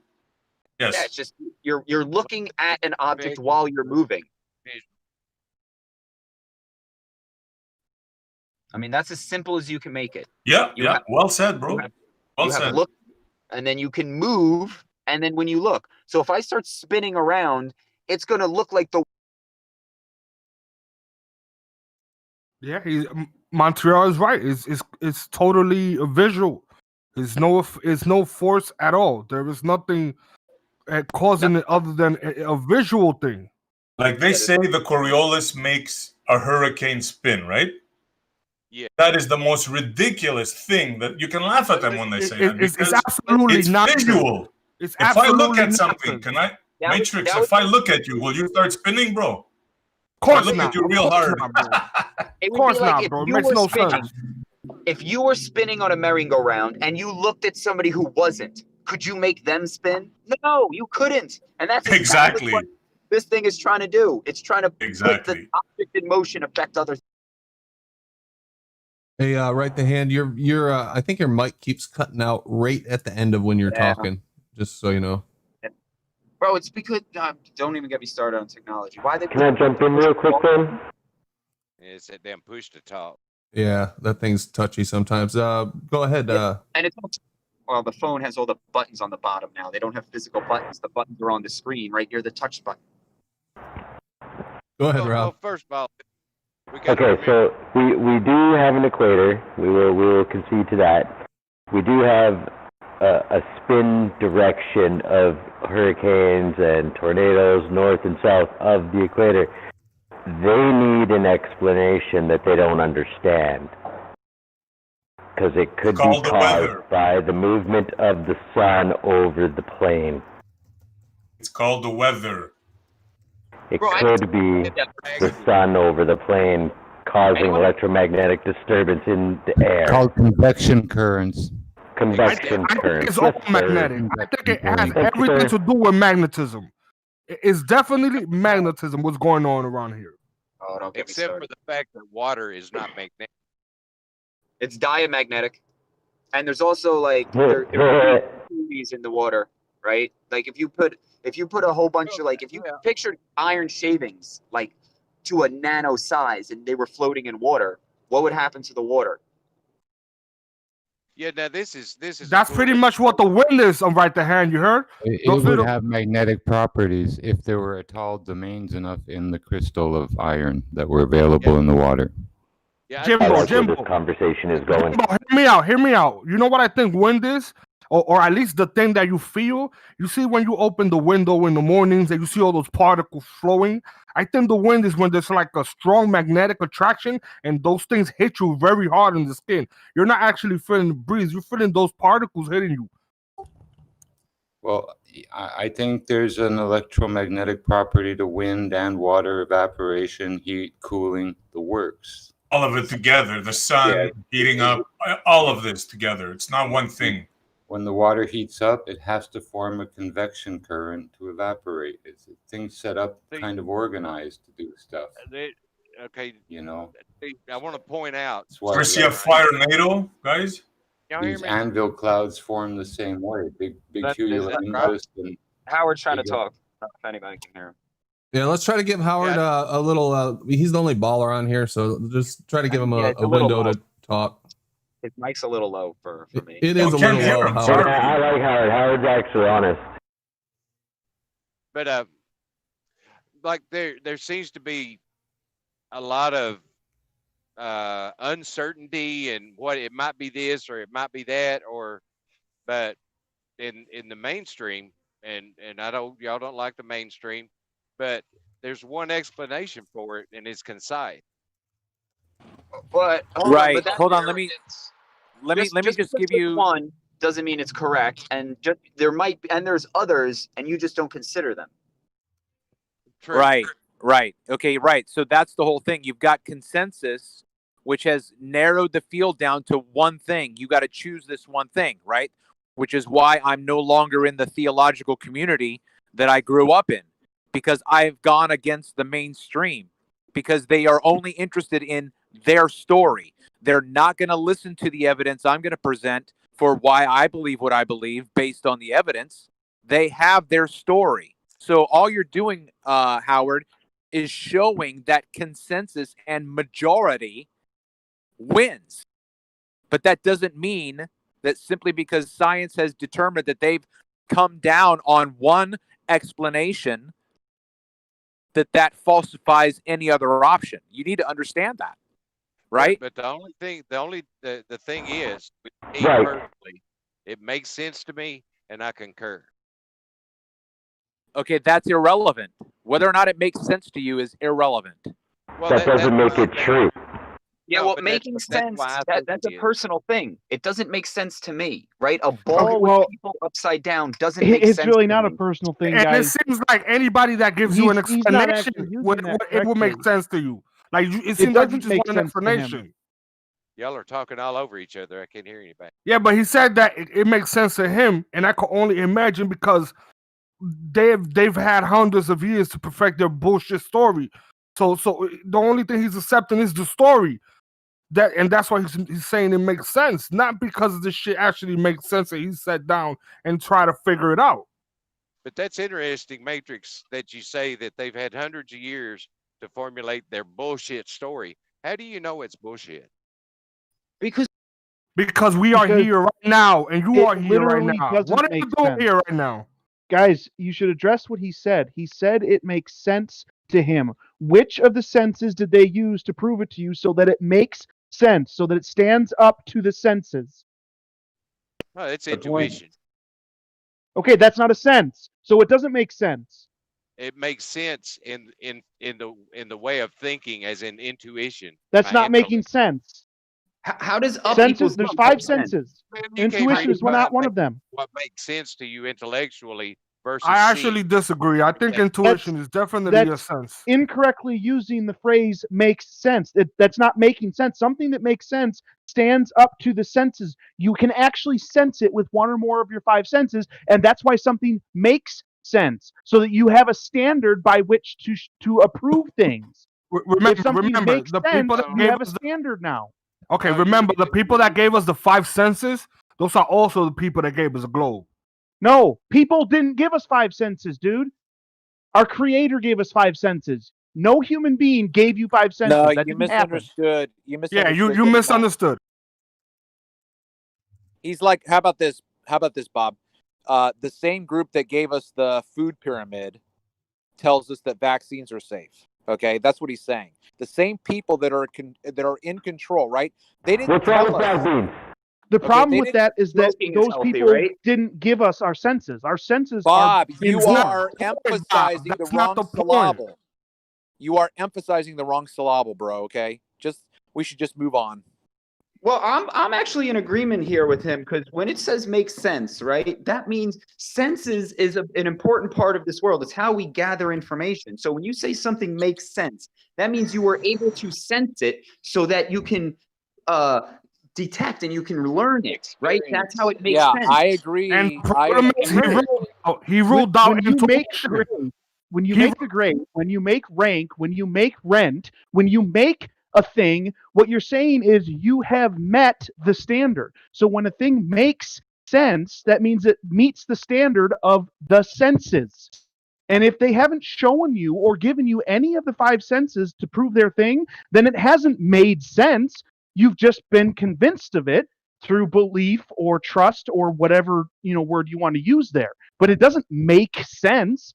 That's literally what it doesn't do, is it doesn't stand up to one or more of the 5 senses. I agree with you on everything but the thing about the 5 senses. Because the 5 senses is like I said earlier. I know about the 5 senses is just because it's the same people that gave us the globe. So I don't know if there's 6 senses or 7 senses. I don't know if there's something that I don't know. Okay.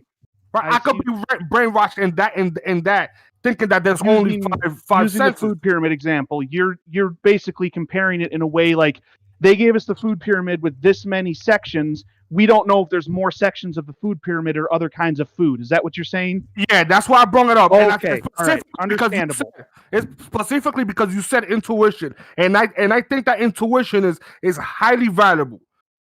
If you don't have intuition, or at least very good intuition, you're not going to be able to discern absolutely anything.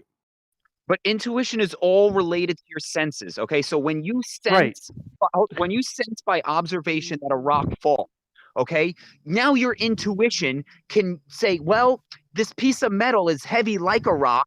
It will probably fall. That will make sense because your senses are what you're using to make that idea. Okay, so when you say intuition, you're really talking about senses. Right. You take in the information from your Well, that's what I said. That's why I didn't agree with him with the 5 senses, because I do think intuition is a sense, and that would make it a 6th sense, or I don't know if it's a 7th sense. Intuition isn't a sense itself; it's the use of your senses. You're taking the information your senses have already given you, and then interpreting that information, and then making conclusions with it. That's Have where you your ever intuition somebody is. behind you and realize he's behind you? What Here. is that?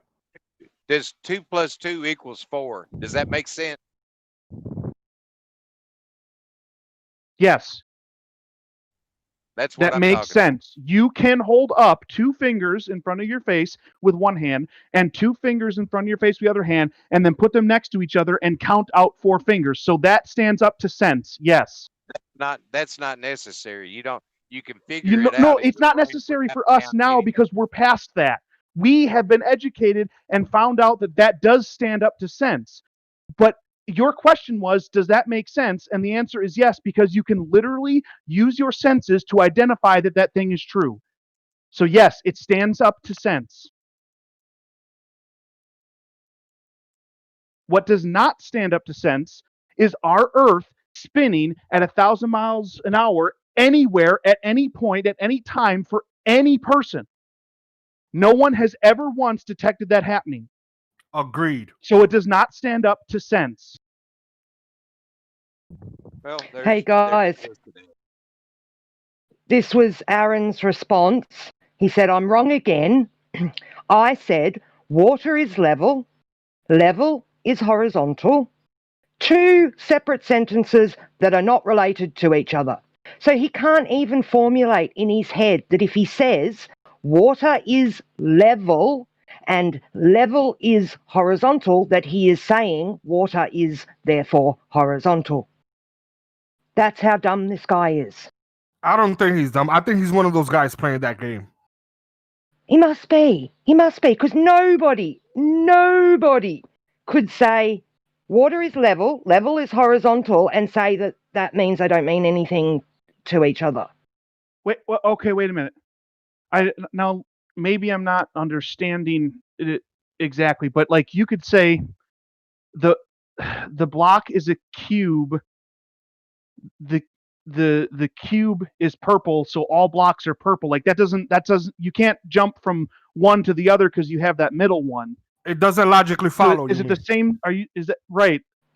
But what he's saying is water is level and level is horizontal. So any water that is level is also horizontal because level is horizontal.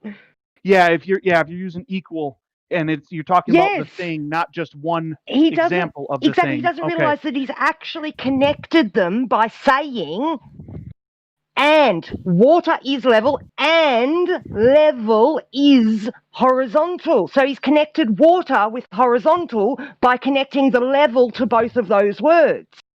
He doesn't even realize he's done that. So 70% of the Earth's surface is now level, and to him, level is horizontal. That's a weird shaping ball. Isn't it? Very strange shaped ball. Hell yeah! But he will not own. Right? He will not own up to what he said and go, oh yeah, hang on, that's not actually what I believe because I believe we live on a ball. I fucked up. I shouldn't have said that. He's still sticking to it, but saying I'm misunderstanding. Like what the fuck? Am I in reality? What's going on? Paige, they fucking with you, Paige. That's all it is. In his original one, he was speaking for 100% of all of the globers. Ballers. Yeah, he's all speaking ballers for would everyone. agree.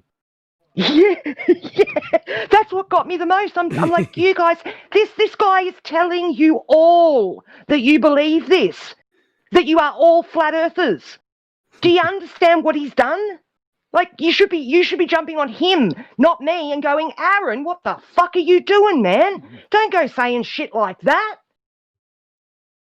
Fight the Flat Earth says that if you think level is horizontal, then by implication you are a flat earther and therefore a child abuser. Therefore, and he says everybody agrees with it. Every baller would agree with me, and he even said every baller would agree with me, Paige, that water is level and level is horizontal. Yeah, thanks, Aaron. They would, if they're being honest. He just doesn't realise the implications of what he said, and he's trying to backpedal and say I'm misunderstanding.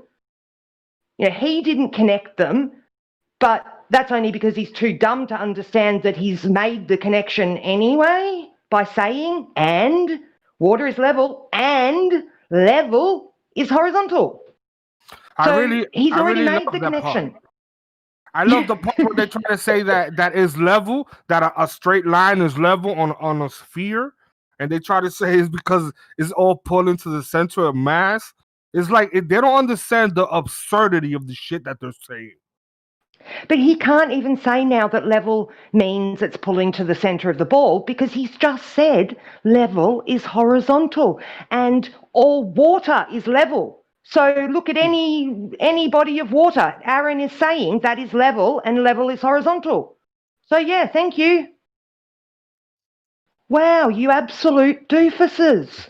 Like I am honestly absolutely fucking amazed at the moment. I'm just like blown away. Absolutely blown away. He must be working because he hasn't chimed in to correct anything yet. Aaron, the floor is yours when you want it. He's saying he's doing some course or something and he's got people like around him so he can only type.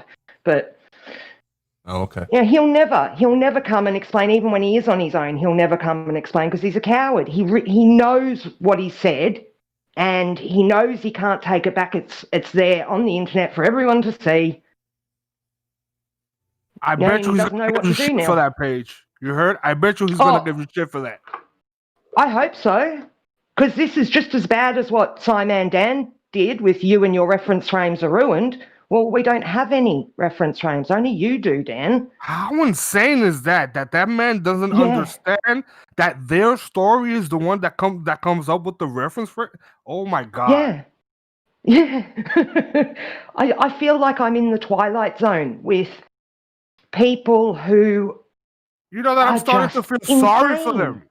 Like I really feel sorry for them because some of them are actually acting like they really truly believe what they're saying. I was just about to say somehow, yeah, water is level and level is horizontal, but that still means I live on a ball. Like, what? Well, when they do the Insanity. reference frame, what they often do is the shooter shoots, and then starts off as the reference frames with the muzzle where the bullet leaves the gun, but then they jump. Now the reference frame is from the bullet's point of view. What? They Yes. switch around. What's Yeah. the reference frame where? You don't do that. Yeah, what are you But in their looking at mind, it it's from? okay. Where are you looking at it from?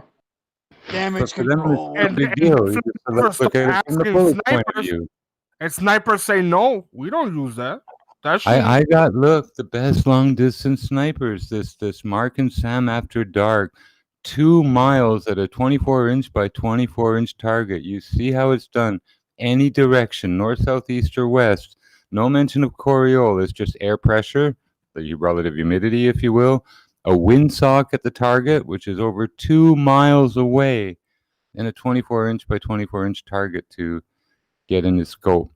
And you have to have a spotter, because if you miss the target with the scope on the gun, you can't see where your bullet's hitting.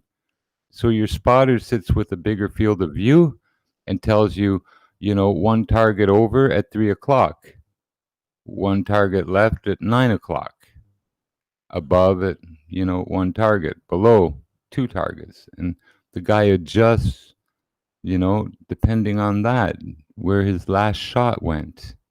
Damn, your geometry and your trigonometry has to be on point to be able to be a spotter guy, because you have to be able to figure out how many clicks you need to tell them to turn in order to make that shot. Well, and that's here's the thing. a lot of math to do in your head. On these shots over 2 miles, the bullet's travel time in the air is over 8 seconds. That's a long time for Earth to move underneath it and Coriolis to affect its drift. But Especially at 1,000 miles an hour.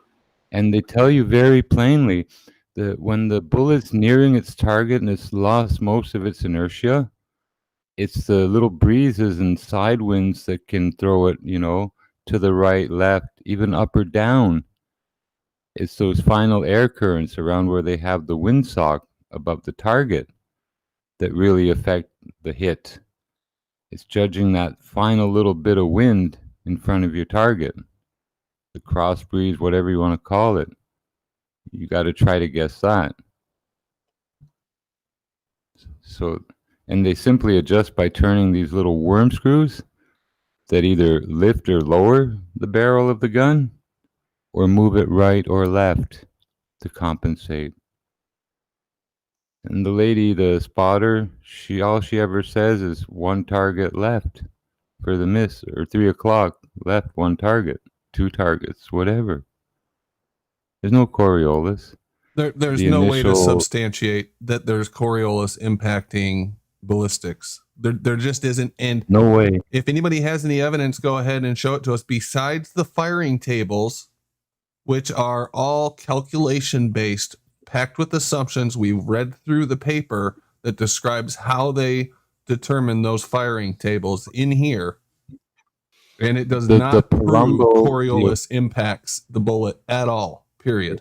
It's an official artillery guide. It's called the Palumbo Guide for Artillery. And, it describes the practice as being done on a flat, stationary, non-rotating Earth.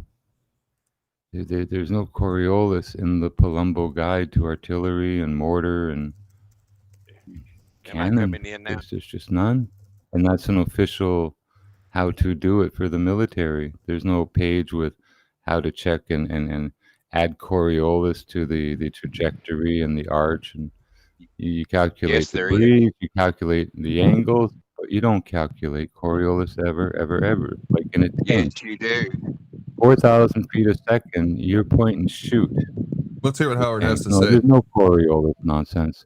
One other thing, last thing, okay? This Edward Circassian, he shoots .5s straight up. The hang time of the bullet is 1 minute and 50 seconds.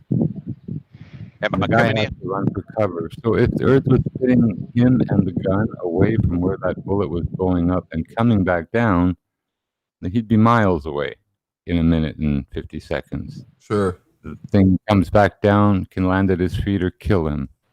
And it's not conservation of momentum that keeps the bullet stuck over the Earth as it rotates for 1 minute and 50 seconds. Thank you. Go ahead, Howard. Oh, I didn't know. I was looking at my settings. Am I coming in? Yeah, I think so. You might be roboting a little bit, but I heard almost everything. Try again. The only thing about what Jimbo was saying that they do not calculate, but I mean, you know, I mentioned that my neighbor was artillery in Vietnam, and he's got howitzers and stuff, and he showed me his tables. He's got all the manuals. He talks and he just laughed. I asked him about it. He said, "You'll either calculate for it or you'll miss." Yeah, I know. I That's understand. a We've nice heard this story about your story neighbor about your before, Vietnam but neighbor. my neighbor says there's Coriolis is not a great argument, even if he was an artilleryman. I was an artilleryman. And I'm not saying it's anybody just should believe what I Jimbo. say about artillery. Plus, we have looked at those firing tables. Firing tables don't prove shit. The same government, the same Defense Department that gave us NASA. I mean, why would we believe their firing tables if we don't even believe the videos they put out? You know what I'm saying? Yeah, that's true. We need some independent evidence of some kind, and I've looked for it quite a bit, and I haven't been able to find it, and no one has provided it. I've seen one video of a guy, and he was shooting long range with a rifle, and it wasn't north to south, it was east to west, and he was shooting west, he was hitting low, and shooting to the east, he was hitting high. Okay. Wow. I see George in the chat. I was hoping he wouldn't leave. I did have a question for him. I see he's looking to bow out. George, do you have a couple minutes? Yeah, I asked him. To come in, and he's saying, "No, he's got to go." Oh, dang. Okay. None of them want to talk about. No, yeah, none of them want to talk about what Aaron Jesus said. Christ, Paige. I said I just got home from work. I'm going to take a shower. I'm going to make dinner. After I'm done, I'll That's come what in. I said. He's got Stop things to being a do. dumbass, That's exactly you what I dumb- said. Hey, but Come on, You George, make get it sound angry. like I'm Argue leaving because I'm with your afraid to talk or emotions, something. darling. Show everybody how intelligent you are by arguing from emotional standpoints. Well done. Hold on. Good on you, sweetheart. Hold on, Paige. Good Before job. you guys get Later, too I'll deep into this, before you guys argue, I did have a serious question for you, George, regarding deflection. He's too emotional. All right. Well, maybe He's when you left. Regarding what? deflection due to the rotation of the Earth. If I dropped a bowling ball, yeah. I'll ask my question. It'll make more sense. I dropped a bowling ball from say 1,000 feet up.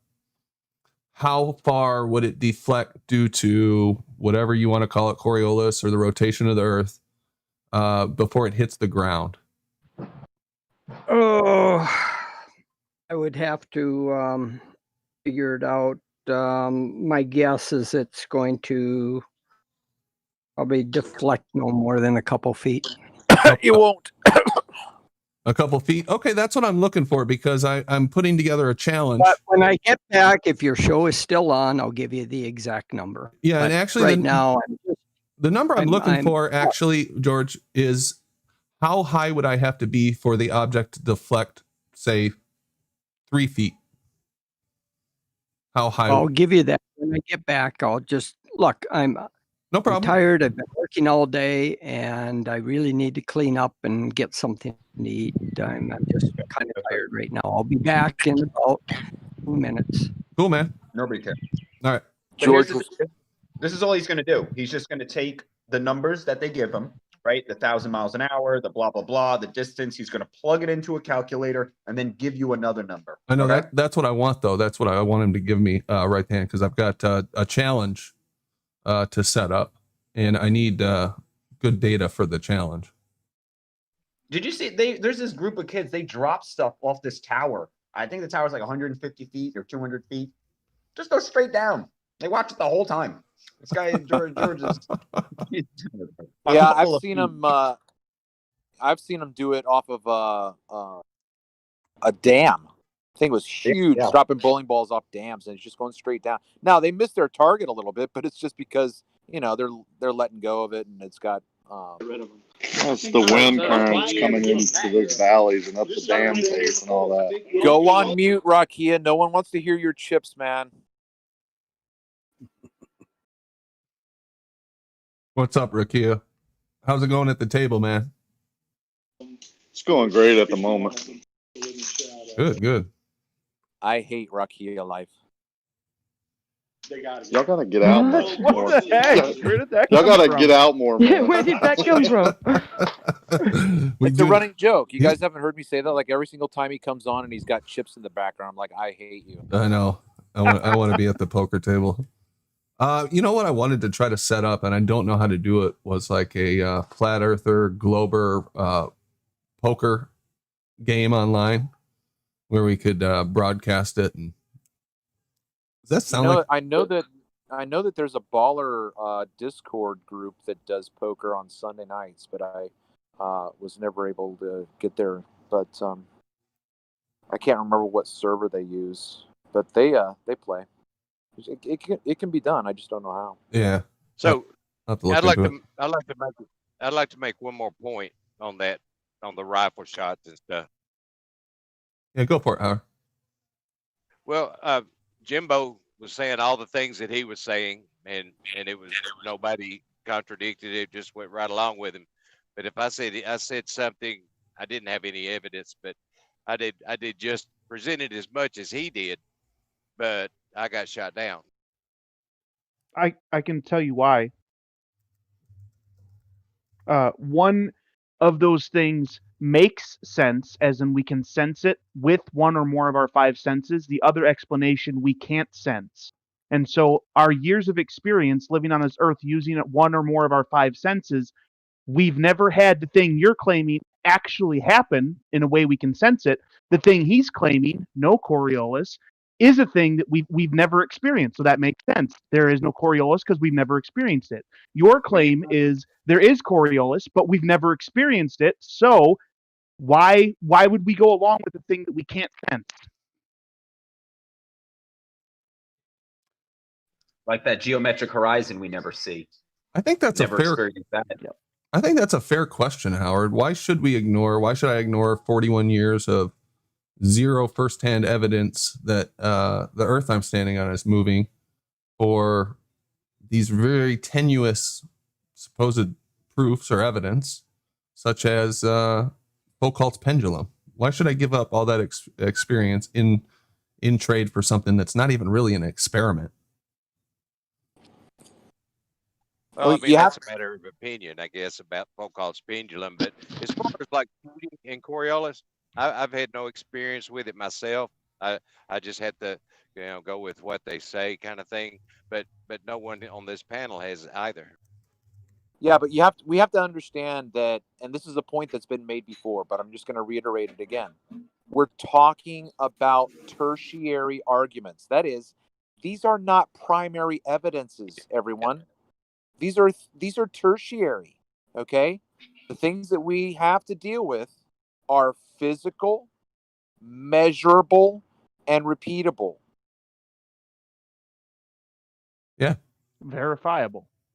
Well, that's like geometry and the surface of water. Things that we can all test ourselves. You can't test any Mother Goose story, right? Like think of all the Mother Goose stories about leprechauns, or you can't test those because it's not in real. You can't sense any of these things. So when you're saying, "Well, I have this story," and I just kind of go with that, I'm like, man, well, that's how Mother Goose. I mean, it would be the same thing if If Jimbo With got what? on here and said, I walked to the store, okay? And then Well, you're you got crazy on low. here and said, I teleported to the store. I'm going to believe, even if you guys, neither of you give me any evidence in either direction for either of your arguments or your stories, I'm going to be more inclined to think what Jimbo said was true and what you said wasn't true. Because in all my years of experience, I've literally never had someone teleport. I have had people walk. So that's all it comes down to is Yeah. you don't need extra evidence for a thing that everyone can sense with one or more of their five senses. It just is. What you're asking us to do with the Coriolis effect and the sniping is go along with it, even though we have literally no way to verify that's actually true. Well, there are videos illustrating it, but I guess you just don't trust the makers of the video, maybe. No, I don't trust videos to figure out what my beliefs are. I don't think that anybody should. I don't think that that's a good way to live your life, is trusting videos to figure out what your beliefs are. That seems like a bad way to go through life, a way to easily get tricked, actually. I agree with that. You know, but there are good, you know, illustrations and demonstrations of things that happen that, you know. I Well, don't yeah. know. See, so like once There's you've illustrations of Superman. established what you believe with your senses, I'm totally okay with you going online and be like, okay, someone's going to show me another demonstration of this thing that I've already verified that it's accurate. So they're just going to show me another version of it. Sure, that makes sense. But to just take a video and that is literally your only like step towards, is this true or not? If all you have is I saw a video, like what do you really even have? You have the word of someone else basically promising you that Hey, they guys. didn't tamper with the video or whatever. We've got another one. As opposed to what, Bob? As opposed to verifying it yourself. And how do we do that exactly? You can't with the claim he's making. You can't go verify that the bullet's dropping because of spin or anything like that. Like that's not a thing you can actually verify. You just have to trust. How would you be able to verify anything ever? With one or more of your five senses. That's how you that's Exactly. literally the only way you can verify anything ever is with one or more of your five senses. That's how you go verify something. If somebody says this thing is happening and you don't believe them, well, how are you going to verify it? You're going to say, "Show me," and then they're going to take you and show you, or they're going to say, I don't want to show you." And you're going to be like, "Okay, well, it's not happening. That's not true. That's not real. That's not reality. I don't believe you because you're not letting me verify it." That's how you get someone to show. That's what you ask for when someone tells you something that you don't think is accurate. You say, show me, prove it to me, let me verify it myself. That way I can know that what you're saying to me is a true thing and not a false thing. That's the only way that we have, is for them to show you in an objective way, which is the only way that we sense the world around us.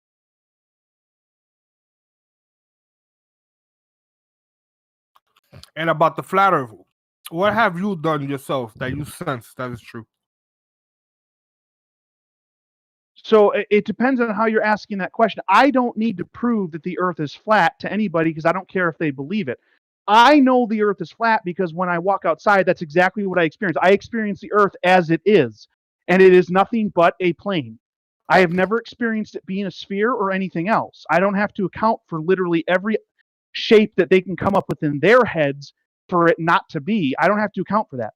All I have to account for is what I experience it as, and that is a plane. But did you read it in the book or did you see it in a video? Neither. I walked outside. You can go outside right now and experience a plane. You will not experience a sphere. It won't happen. That's it. You will detect with your senses that the ground is not moving. You will detect with your senses that the ground does not go away from you in a curve.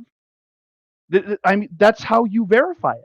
You walk outside and you experience the world around you. 2015, what did you thought reality was? What was that? Prior to 2015, so 2014 and under, what do you think we lived on? Oh, I was under the impression that we lived on a ball. And what happened to that made you change your mind? What exactly was the moment? I don't remember like the exact date and time, but I know what happened was I stopped taking what people were telling me for granted and instead decided to verify things myself.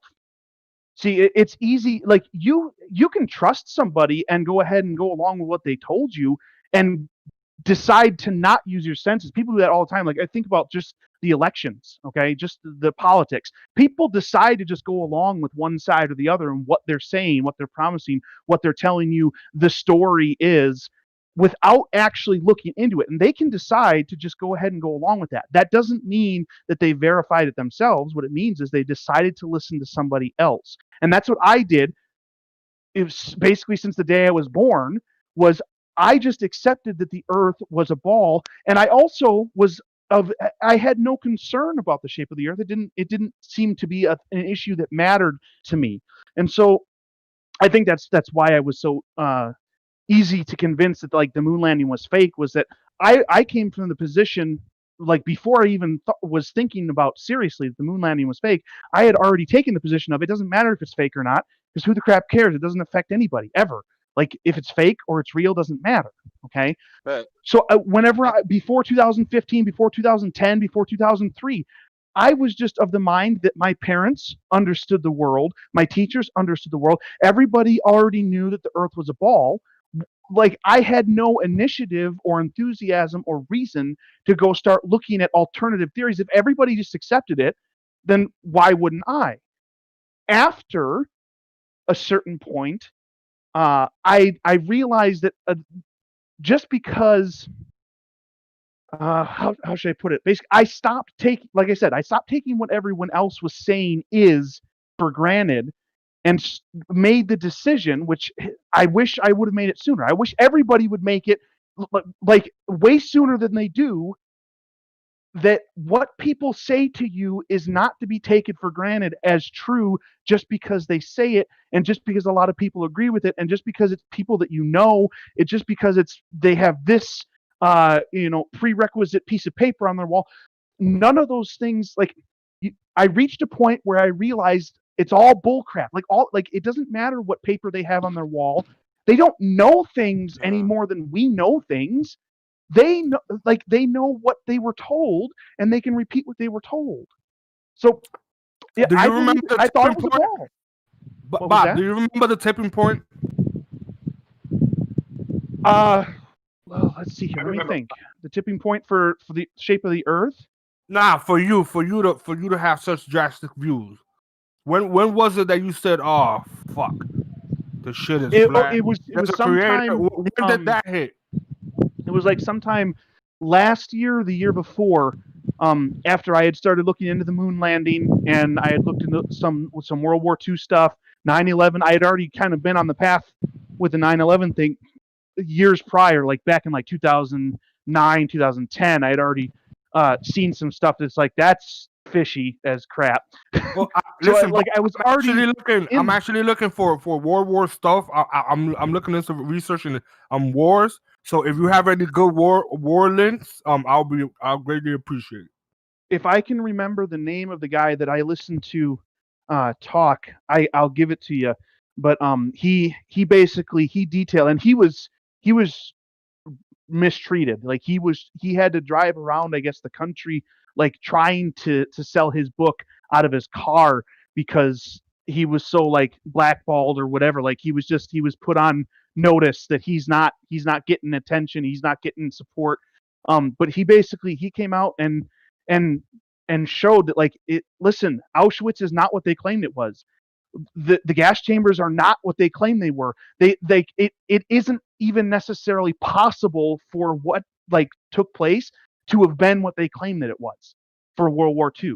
It just doesn't make good sense. Listen, I follow you. I follow you 100%. There wasn't that many of them to begin with at that particular place. But there's I that follow too. You. Yeah, there wasn't even necessarily that many. We don't need to mention names to kill. So let alone them to actually get through all of them in the period of time that's claimed with the resources and things available. Talk about this subject. We'll very quickly find ourselves without a place to talk about anything. That's okay. All right. Yeah. Yeah. We can shift off of that. But y'all know how to Grappler do, so we should change the topic real quick. Yeah. I will say that throughout my younger years, I think that I was not necessarily on purpose, but I was raised as a skeptic by my parents because at a very young age, they started telling us as kids things like, hey, guys, we don't know that dinosaurs were real. They've literally never found a full dinosaur skeleton. Like, they would just tell us those things. They would tell us things like, and of course, they taught us that evolution wasn't true. My parents, were part of the Christian community. They were Christians. Okay, so like I was raised basically in a skeptic stance to science as a whole because they would tell us things like, we don't know if dinosaurs were real. They've never found like a full skeleton. We don't know these things that science claims are true. Evolution, that's not true. God says that he created us and he created us as we are, not that we evolve. So like I was raised at least partially as a skeptic already. So I don't think it was necessarily as much of a shift for me as it might be for others who aren't even raised with that amount of skepticism. When you recognize that like there's an intelligent creator and he values you, I think it's way easier to just be like, no, that scientist is stupid. What he's saying is wrong. Like it's not difficult at all for me to just say, no, science is wrong. Because they come out and they say evolution is real and I know that it's not. So it's no problem for me to shift that to a different subject and say, well, science has been wrong before. It's no big deal. They're wrong again. They're just wrong. And we never experience or sense evolution in terms of a cat turning into something that isn't a cat. No. So we never see that. We never experience that. All they have is claims of billions and millions of years ago, and basically more fantasy stuff. The evolutionists will tell you, take a cat and put it in Antarctica, and then take a cat and put it in the Sahara, and after 1,000,000 years, you're gonna have two different fucking things. And I'm like, nope, you're just gonna have a long-haired cat and a short cat. They'll still both be cats. They might, Okay, well, not be able to breathe. The problem with evolution is you will always need an event to happen for things to change. So this event in the first place is a miracle. So when did a monkey turn into a man?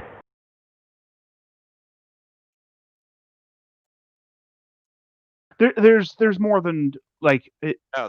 The problems with evolution are not like, oh, there's one thing that's wrong with it, otherwise it'd be totally cool. That evolution isn't even remotely close to a legitimate idea.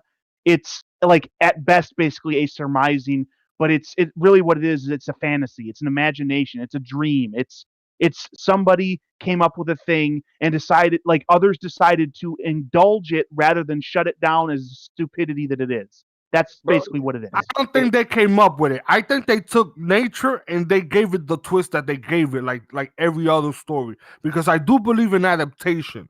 I do believe that that's animal what every other story is that they give us, though, is they made it up. They took what is real and they make up something else. Exactly, but they take adaptation, which is an animal adapting from one environment to another, and they turned it into a whole billion-year story. Nah, I think they knew exactly what with the Big Bang and evolution, the only purpose there, even in reality, is to deny God and creation, right? I think that is right. I think that is part of the purpose. Whatever you want to call it, whatever religious background you want to give it, you're trying to explain the same thing. It was still the beginning. Whether it was a simulation and somebody flipped the switch, that could have been the bit. You could call it whatever you want to call it, but it's still the event. We're all describing the same thing. You can call it whatever you want, but there's a one way that makes sense, and then there's whatever other ways they come up with that don't actually make sense. Yeah, it would be like and yes, I'm using that in the way that I just talked about making sense. You can literally claim that it makes sense that we have a creator because we can see all of the complex systems that we sense with our senses in our world. Every single one of them has a creator, a designer, an intelligent being that makes them work. Not they get shook up in a bag and come out as a working thing. And not only that, like anything that works or does anything, right, has an author, has a creator. Like if we were we've built reality like this, right? Put on a virtual reality headset and it's doing all of the things that reality does. That needs to be designed by somebody. It can't just come about magically. So we can connect logically and with the idea of a creator creating a thing that we use. We can't connect logically to this thing just coming into existence by itself, making itself, and then evolving into that. That's just, we can't. Maybe some people can, but I just can't see that as a possibility. You know, I've been By the thinking way, about this a I think lot magic lately. magic is technology we don't understand yet. You know, I've been thinking about this a lot lately, and one of the questions that always comes up when we talk about this stuff is, why would they want to hide the creator? And I think the answer is pretty simple. They don't want us to know that we were created. They don't want us to know who created us.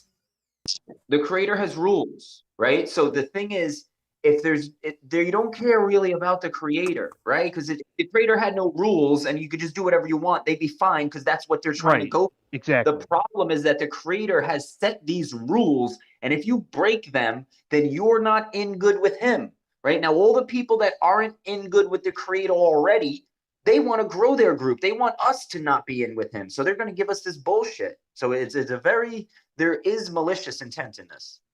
Yeah. And if you recognize the creator, you have to recognize basically that rule set. You have to recognize that there's something bigger than us, and that means there's a standard higher than ours, and that means we don't get to make the rules about what's good and bad. You have to accept those things once you accept that there's a creator that made us. Okay, so on that, we should look into Why Would They Lie? Is a new song by a bunch of flat earthers. We should play it. Yeah, it's a good song. Why would they lie? Yeah. Okay. I'll look that up. I did want to get to, we got about 15 minutes left. I'll look that up while we're going through this, which is, Travis has got a couple of pictures that he sent me in Skype. Travis, you there? Yeah, but give me a couple minutes. I'm playing chess. Oh, okay. Let me just say, Brad, Travis. People lie for 1,000 reasons, man. Like, but Bob, you're assuming we were made with a divine intent, Bob. What if we was not made with a divine intent? What if we were made for slave labor? What do you mean by divine?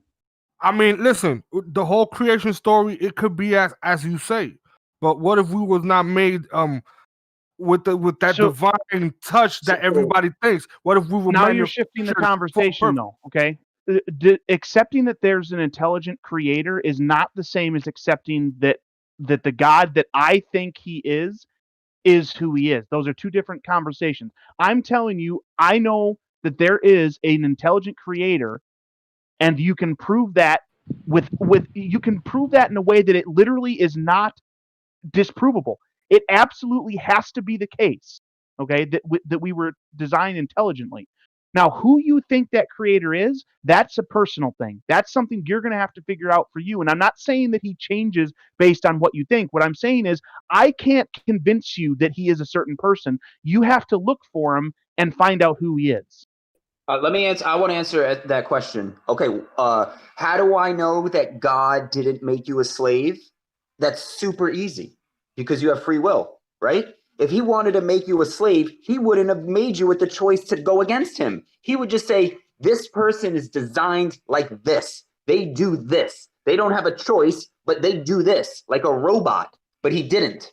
So that means that he's giving you the choice, which means that he loves you, right? If he hated you, he wouldn't give you a choice. He would just make the choice for you, like the government does, because the government doesn't love you. They just want to give you the vaccine. They just want to make all the choices for you. So this is how I know it's a loving God, because he gave you the ability to reject him, which means that even if he wasn't a loving God, he gave you the ability to reject him. So he has to be, or else you would reject him with your free will.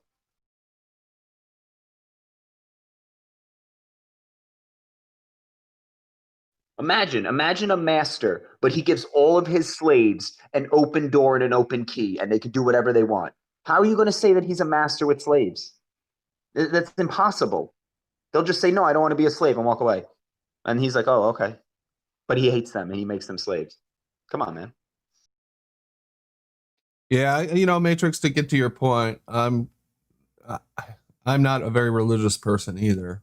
Not really at all. I don't go to church or read the Bible or anything like that. And I sort of have a sneaking suspicion that we're not here for a good reason either. Not for our own benefit, but I don't. Yeah. Some people want to put it like we were, like God made us with a little drop of honey and a little bit of gold and all this good shit, like the fucking was dust, Powerpuff actually. Girls. That's bullshit. I don't think that was the case. You're here to die. You're here to die, just so you know. Like the whole point of Earth is for you to die for what you believe in. So in that regard, yeah, I guess it's kind of have a little. There's going to be a little downside to it, but death really don't look at it as the end, right? Death is just your birth into heaven if you've died and lived a good life, right? If you took the easy way out, you took the shortcuts, then you're not going to make it. well, I guess we'll all find out eventually, right? Yep. Unless you don't. Unless you don't. Yeah. What if you just wake up in another baby body, like with no memory, just do the shit over again? You know, that thought really bothers me because I kind of enjoy, being me, but you wouldn't know it, right? You wouldn't know Right. about this Yeah, whole if you wake up in another body and you don't know anything about your previous life, then what harm has it done you? You've lost nothing. You've gained nothing. Like, it doesn't matter then. So who cares? Why even worry about it? Yeah, it's just such a creepy thought, just for everything just to cease. Well, the more it could explain the weird dreams that we have, the one that where we can't recognize the people. It could be like past memories. Yeah, the more that I think outside the box in this arena, I'm of the mind that part of the control that we are under is that they don't inform. Okay, so let me say it this way: we're told, right, that we use a very small percentage of our brain. Okay, we're told that from very early on.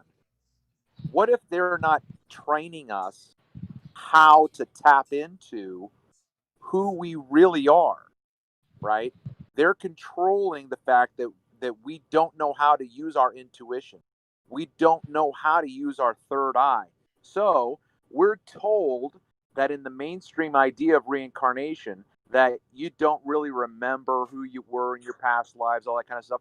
What if that is a part of the construct that they're controlling so that we are not able to be aware of those transitions when we do make them? I don't doubt that at all. In fact, there's stories about kids that remember their past lives. There's a whole bunch of videos on YouTube about them.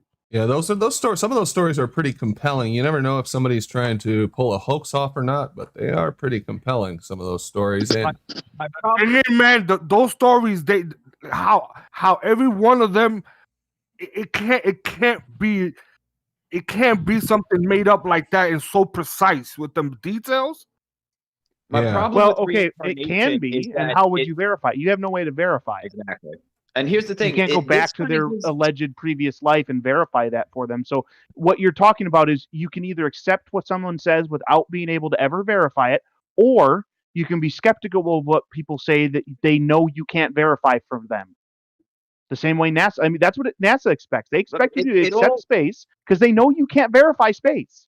You can't do it. It's the same thing, right?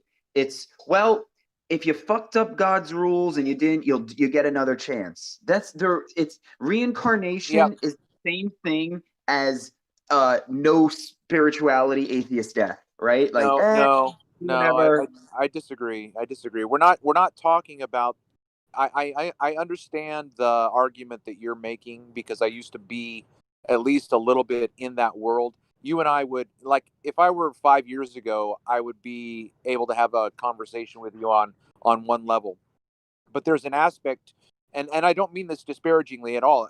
There's an aspect to your understanding of what the Bible is that's different than mine. But on a fundamental level, like, you're arguing for a creator, and I would be fine with that 5 years ago. I didn't even bring up the Bible. I don't use the Bible for any of my arguments.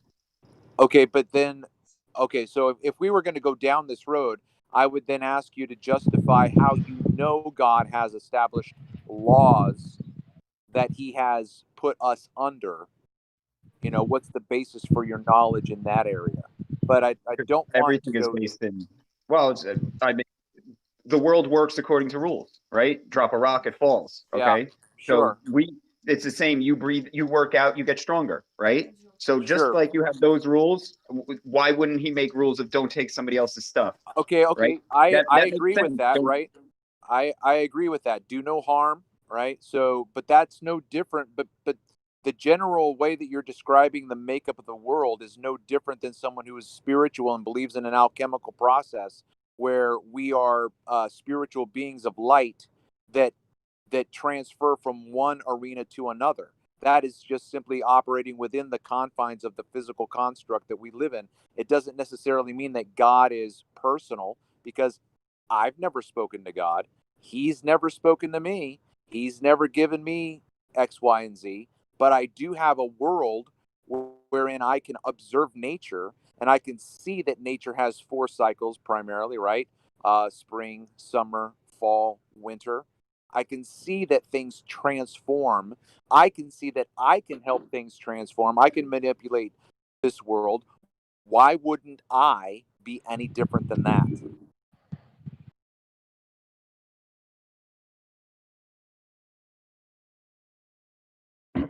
I'm washing dishes. You got to give me 5 minutes. Sorry.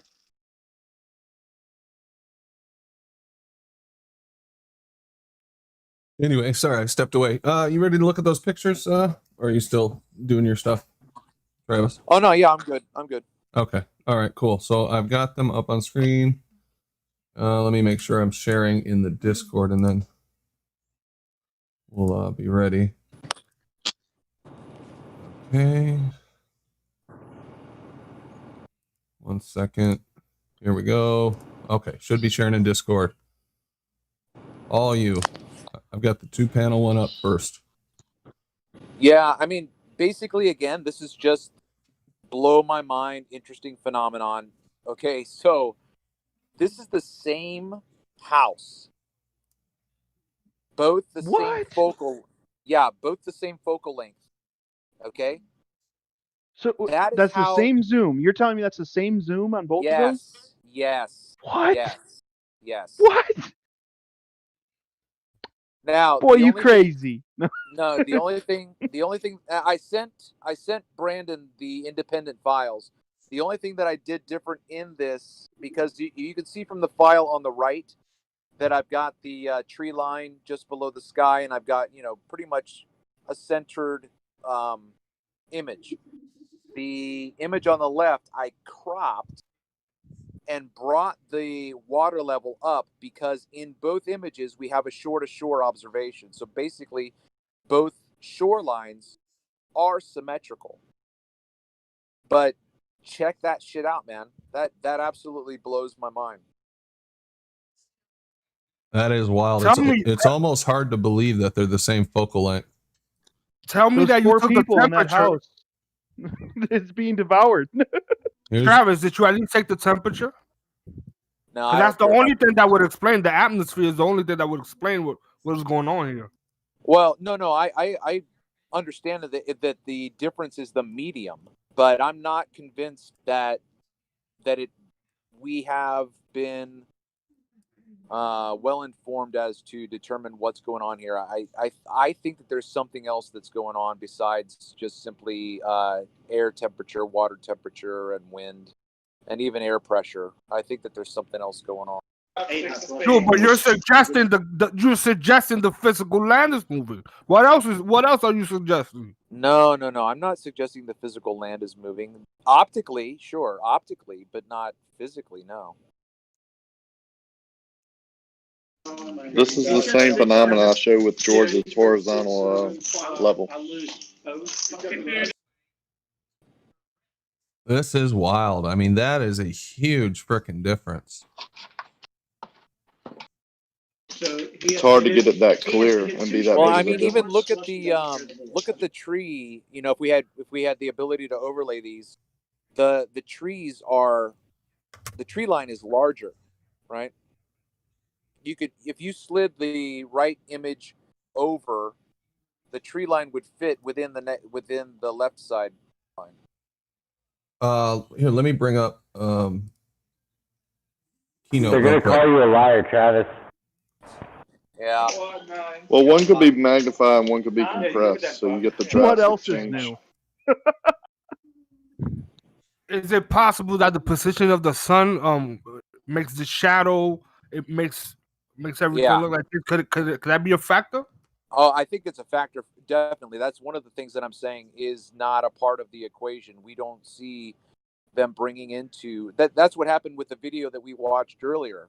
I don't know if you saw it or not, Matrix, but in my opinion, if you watch that video, the moment you start to see everything start to change, the sun has come up higher in the sky, and that has set everything in motion. So yeah, definitely, position of the sun is something to do this whole. Oh, oops. 1 second. I'm going to drag this over here. I've got them on top of each other, and then we can play around with them. Let me see here. Still too big. Is my mic okay? Oh yeah, you're good, Ricky. We can hear you. So angle of light makes a difference for several different reasons, optically and the heat, of course. So the higher the angle, the more heat you're generally going to have. So it just plays a part both ways. And then the pressure also builds. And it's not pressure as in what we can measure in the PSI pressure. It's just the air movement. Wow, that is something. Let me see if maybe I should line them up to where the shores are similar. Let's just try that. I don't know if any way is going to be any more correct than any other way, but give it a try. So Travis, that house is over the curve, right? Well, no, not in this situation. Yeah. I mean, right, but in this situation, there's no distortion to the. Well, there is, but there's no mirage. There's no inferior mirage that brings obstruction. The only thing that's different here is, say, the compression, the magnification. This is really cool, Travis, man. It's one of I your know. best pictures you've taken. Yeah. Well, so you've got the one picture that's the larger house. That's about as crisp and clear that I've gotten on that particular house. Now, that's not a blurry image, right? So I know how to focus a camera. What distance is that, Travis? I didn't hear you, Rakia. What distance? It's about 3 miles. 3 miles and you get that much distortion. That's pretty crazy. Yeah, and I've gotten it with the inferior mirage where you can't even distinguish the features of the house. Now this is interesting because you know what this one looks like to me? It looks like bottom up compression. Like the trees are relatively unaffected, but all this is pushed up and that house is just jammed into like a pancake.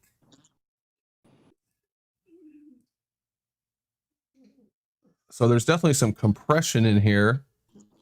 And then you're right. If you add the mirage, that's what we've been saying for a while. So you get this compression, then you add a mirage, and it's going to look like a whole bunch of stuff is missing. I don't know how anybody could argue that those two things together could look like Earth curve.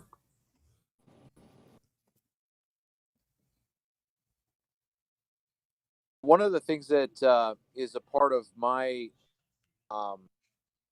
interpretation of things that I've captured is that there are numerous effects going on at the surface of the water, above it, and beyond the horizon, right? So if we had a limit to the water and then we had an apparent boat obstructed by that water, we would have to know the distance to that horizon, not mathematically, but physically. and then we would have to know the distance from that horizon to the boat. And I'm pretty much convinced that when we have half of a boat missing so that we only see the top, that boat is actually being magnified and affected by the medium as well. So it's not even scale. So you can't even look at it and say, that's exactly how much, no, the whole thing, just like what you just said, Brandon, the house is compressed, but when you go up to the trees, when you just go up a few meters, the trees don't seem to be affected by it. So you have different dynamics that are happening. You meant to say that's exactly what you would expect in the globe? That you're not gonna be able to make those calculations? I don't understand what you're saying, Matrix. Did you mean to say that they can't use as an excuse that's exactly what you would get if you were calculated on the globe? Right, because I'm going to ask them to verify their calculation, and the only way that they can do that is to go out and physically measure or orient themselves with. I would even be happy with just give me your coordinates, because if you give me your coordinates offshore, then we can at least see where you are and how far away you are from the observer. And then if you know a shipping lane, or if you know where a lighthouse is, or if you know where a platform is, then you can. I do believe that their locations and distances, I do believe those things matter. But you know that you just made it a little more complicated, because now you have to account the position of the sun. Because now we know it's a factor. Well, yeah, sure.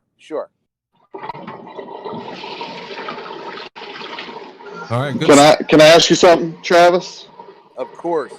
Do you think those two pictures would be different if there wasn't a background of a tree, a tree line?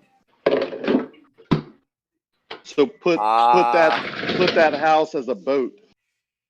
You understand the question I'm asking? Yeah, I don't think so. I don't think so, man, because I've got, yeah. See, that's what I've been looking into. So just imagine you have a tree line behind you like you do, then take it away, and then put the tree line back, and then put some tree lines on each side of you like you're looking through a tunnel. Everything affects it, right? And that's the point I'm trying to get at. Everything, your total surroundings, your total atmosphere, the temperature, pressure, whatever, everything combined is what's affecting the optical view.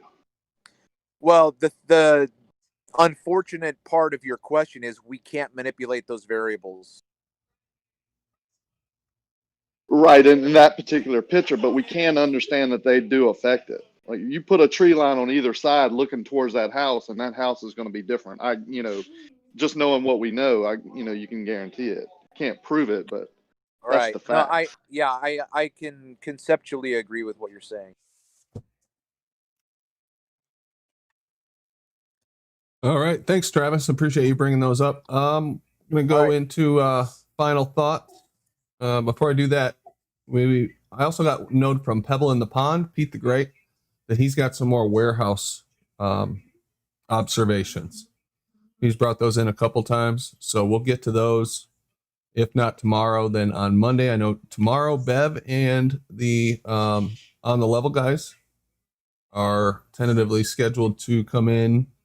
Maybe Bev can confirm that that's going to happen for sure tomorrow. Yeah, man. We're into the ending now, are we? Because tomorrow we're going to be doing a surveying thing over here. Basically, over whatever I've been my conversations with the YouTube surveyors, let's call them, or curveyors, over the past year, and I'm going to put a video out at the end of this. So when this goes, I'll put a video out live premiere if anybody wants to watch it, and it's just what we're going to be going over tomorrow. I've compiled all of the bits about the surveyors and stuff, so everyone can watch it. Excellent. George, you're on it as well, man. Get in. Shout out Nutsack Drop. Yeah, that's it. Shout out. Yeah, you as well, Dave. Sorry, Rakir. We're taking the bridge back tomorrow. Full on. Crustiest bridge. Hey, that piece of crap Curve used my full name on the internet today on purpose. Curve did that? What a piece of... Bro, you have... Yeah, even Jim Panda and M. Scott jumped his butt for it. Right. Oakley did. What happened? Curve used my full name on the internet today on purpose, like Oh my made god. sure everybody knew. Yeah, I had Dude's nuts, man. That dude's Flat sick. Earth Baines having a go in here today as well. They're all out for it. I mean, they've got no argument, so these are the Rocky, tactics they go to. Yeah, brother. Yeah, Nathan Yeah, and then Oakley they've got was their own side arguing for us, and they don't know what to do about it. So they attack us. Instead of attacking Simon Dan and Aaron, who are saying these things, they attack me and us. Like, hang on, your side. You're the one saying water's level and horizontal.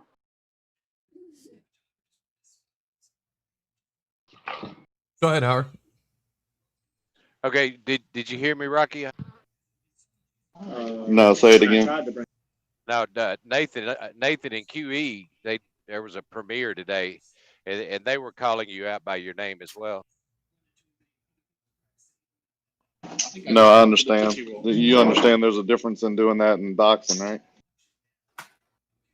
Oh, I was just letting you know. You mentioned that Curve called you out, but I heard him and I was like, I said, I think I know your first name was Dave, but I didn't know your last name. Yeah, it's not a secret, but to use it on purpose, you know what I'm saying? He's using it in a different way. He's using it in a malicious way. Yeah, there's no bro. It's like with me. People bring up like who I really am all the time and be like, well, but it's out there. Okay, well, not if I'm on another account or something, or not everybody knows. When you're just saying it just to put it out there, so it's out there more. That's just being a dick. Yep. All right. Well, let's do final thoughts here. Bev, anything else? No, good show, guys. Good show. Thanks, man. Travis. Yeah, thanks for giving me a lot of airtime. I appreciate it. And that's it. Thank you. I Rockwell. George. Oh, there's I Rockwell. Go ahead. Great show, great observations. Can't wait for Bev's survey tomorrow. Y'all have a good night. Thanks, man. George. Yeah, I tried to get your attention. I have the numbers for you. If you wanted a 3-foot deflection, you'd have to drop the object at about 4,500 feet up. That wouldn't work because you'd hit terminal velocity well before it hit the ground, and then that would invalidate the experiment. Is in order to avoid hitting terminal velocity, you can't be dropping an object any higher than about 1,000 feet. How much deflection would I get from 1,000 feet? Is it linear? No, it's not linear at all. It goes as the 1/2 power. Okay. What deflection? From 1,000 feet, you say? Yeah. Let somebody else do final thoughts, and I'll get you the number. Okay, thanks, George. Howard. Final thoughts, Howard? Yeah, enjoyed the conversation. Good show. Thanks, man. Thanks for being here. Matrix. Great show today. Thank you for having me. Brandon, shout out to Ranty, if you're out there. Everybody out there in the chat, and that's it. Good night. Good night, everybody. Cool. Thanks, Matrix. Aaron. One more thing. Happy Thanksgiving for those of you that follow the traditions or whatever. And y'all have like a blessed day with your family, because that's what it's really all about. Thanks, man. Aaron. Paige. Yeah, great show. Just I think if we stick with the geometry and stay on just the foundation of where all these ideas came from, if we can get them back to that, show them where the foundation is cracking, they can't go anywhere with it. So this is why we're having people like Aaron saying, yes, water is level and level is horizontal, because in reality, he knows that's true. So if we just hold their feet to the fire, it won't take much longer, and we can change everything if we try. A good show, though. Thanks, Paige. Rakia. Yeah, great show. Had a good time. Love Travis's work. I'm an observation guy. I just like being out in nature and then viewing other people's work and then trying to put my thoughts to it. So hope everybody understands what he's doing. It's a good thing. Just a point I wanted to make about my name. Like, Howard, you could use my name. You could call me Dave all day long. I would never say anything, but it's, who's using it in what context, of course. You know that. You're smart enough to figure that out. But we all just need to be cordial and do want to wish everybody a happy holiday this week. Family is the most important thing. I'm a family man. My wife comes home tomorrow night. Can't wait to see them. And I'll be playing less poker because of it. Thanks, Dave. Rob.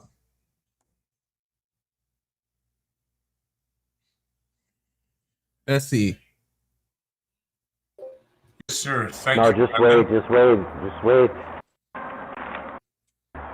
Can you hear me? Yep. Go ahead. Okay, great show. Glad I was part of it. Again, why would they lie? Check it out. It's on Chocolate Sands channel. It's on some other channels. So I'm with the Get This channel. Check it out. Give it a like. Also, subscribe to Bev Try Thinking. He'll be here tomorrow. Ranty, thank you for putting this on for us. Thank you, Brandon, for picking up the slack. Thanks, Rob. SE. Yes, sir. Thank you very much, Brandon. Shout out Ranty. I'd like to thank you for playing the Minoan Eclipse calculator. I hope people check that out and watch the rest of the video. It's pretty amazing. Peace out, everybody. Oh, yeah. Thank you for bringing it, SE. Bob. You there, Bob? Yeah, I'm here. I don't really have much to add. Nothing big to say or anything this time. Okay. Thanks, Bob. And right hand. Yeah, good show. It was enjoyable to listen to, except when Rumpus was there. Even that was all right. He wasn't too bad this time. But yeah, nothing much either. I'll wait for after show. Cool. Thanks. Happy Thanksgiving. Yeah, happy Thanksgiving. Yep, happy Thanksgiving to everybody. We do have a show tomorrow, as I mentioned. Bev's going to be here, big show. Thursday it sounds like Ranty's going to. What's that, Bob? I was actually going to ask about Thursday if there was something going on. That's what I was going to ask. So. Oh, okay. Yep. Ranty has said earlier that he is planning on doing a show on Thursday. So sounds like he'll be hosting. That's cool. That means I can sit back and eat turkey and listen along with everybody else. And cool. Friday, we'll see about Friday. But we got tomorrow and Thursday, so that's cool. Thanks to the panel for being here.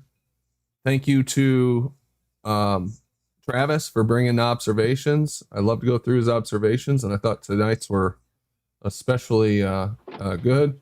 Thanks, SE, for bringing that video.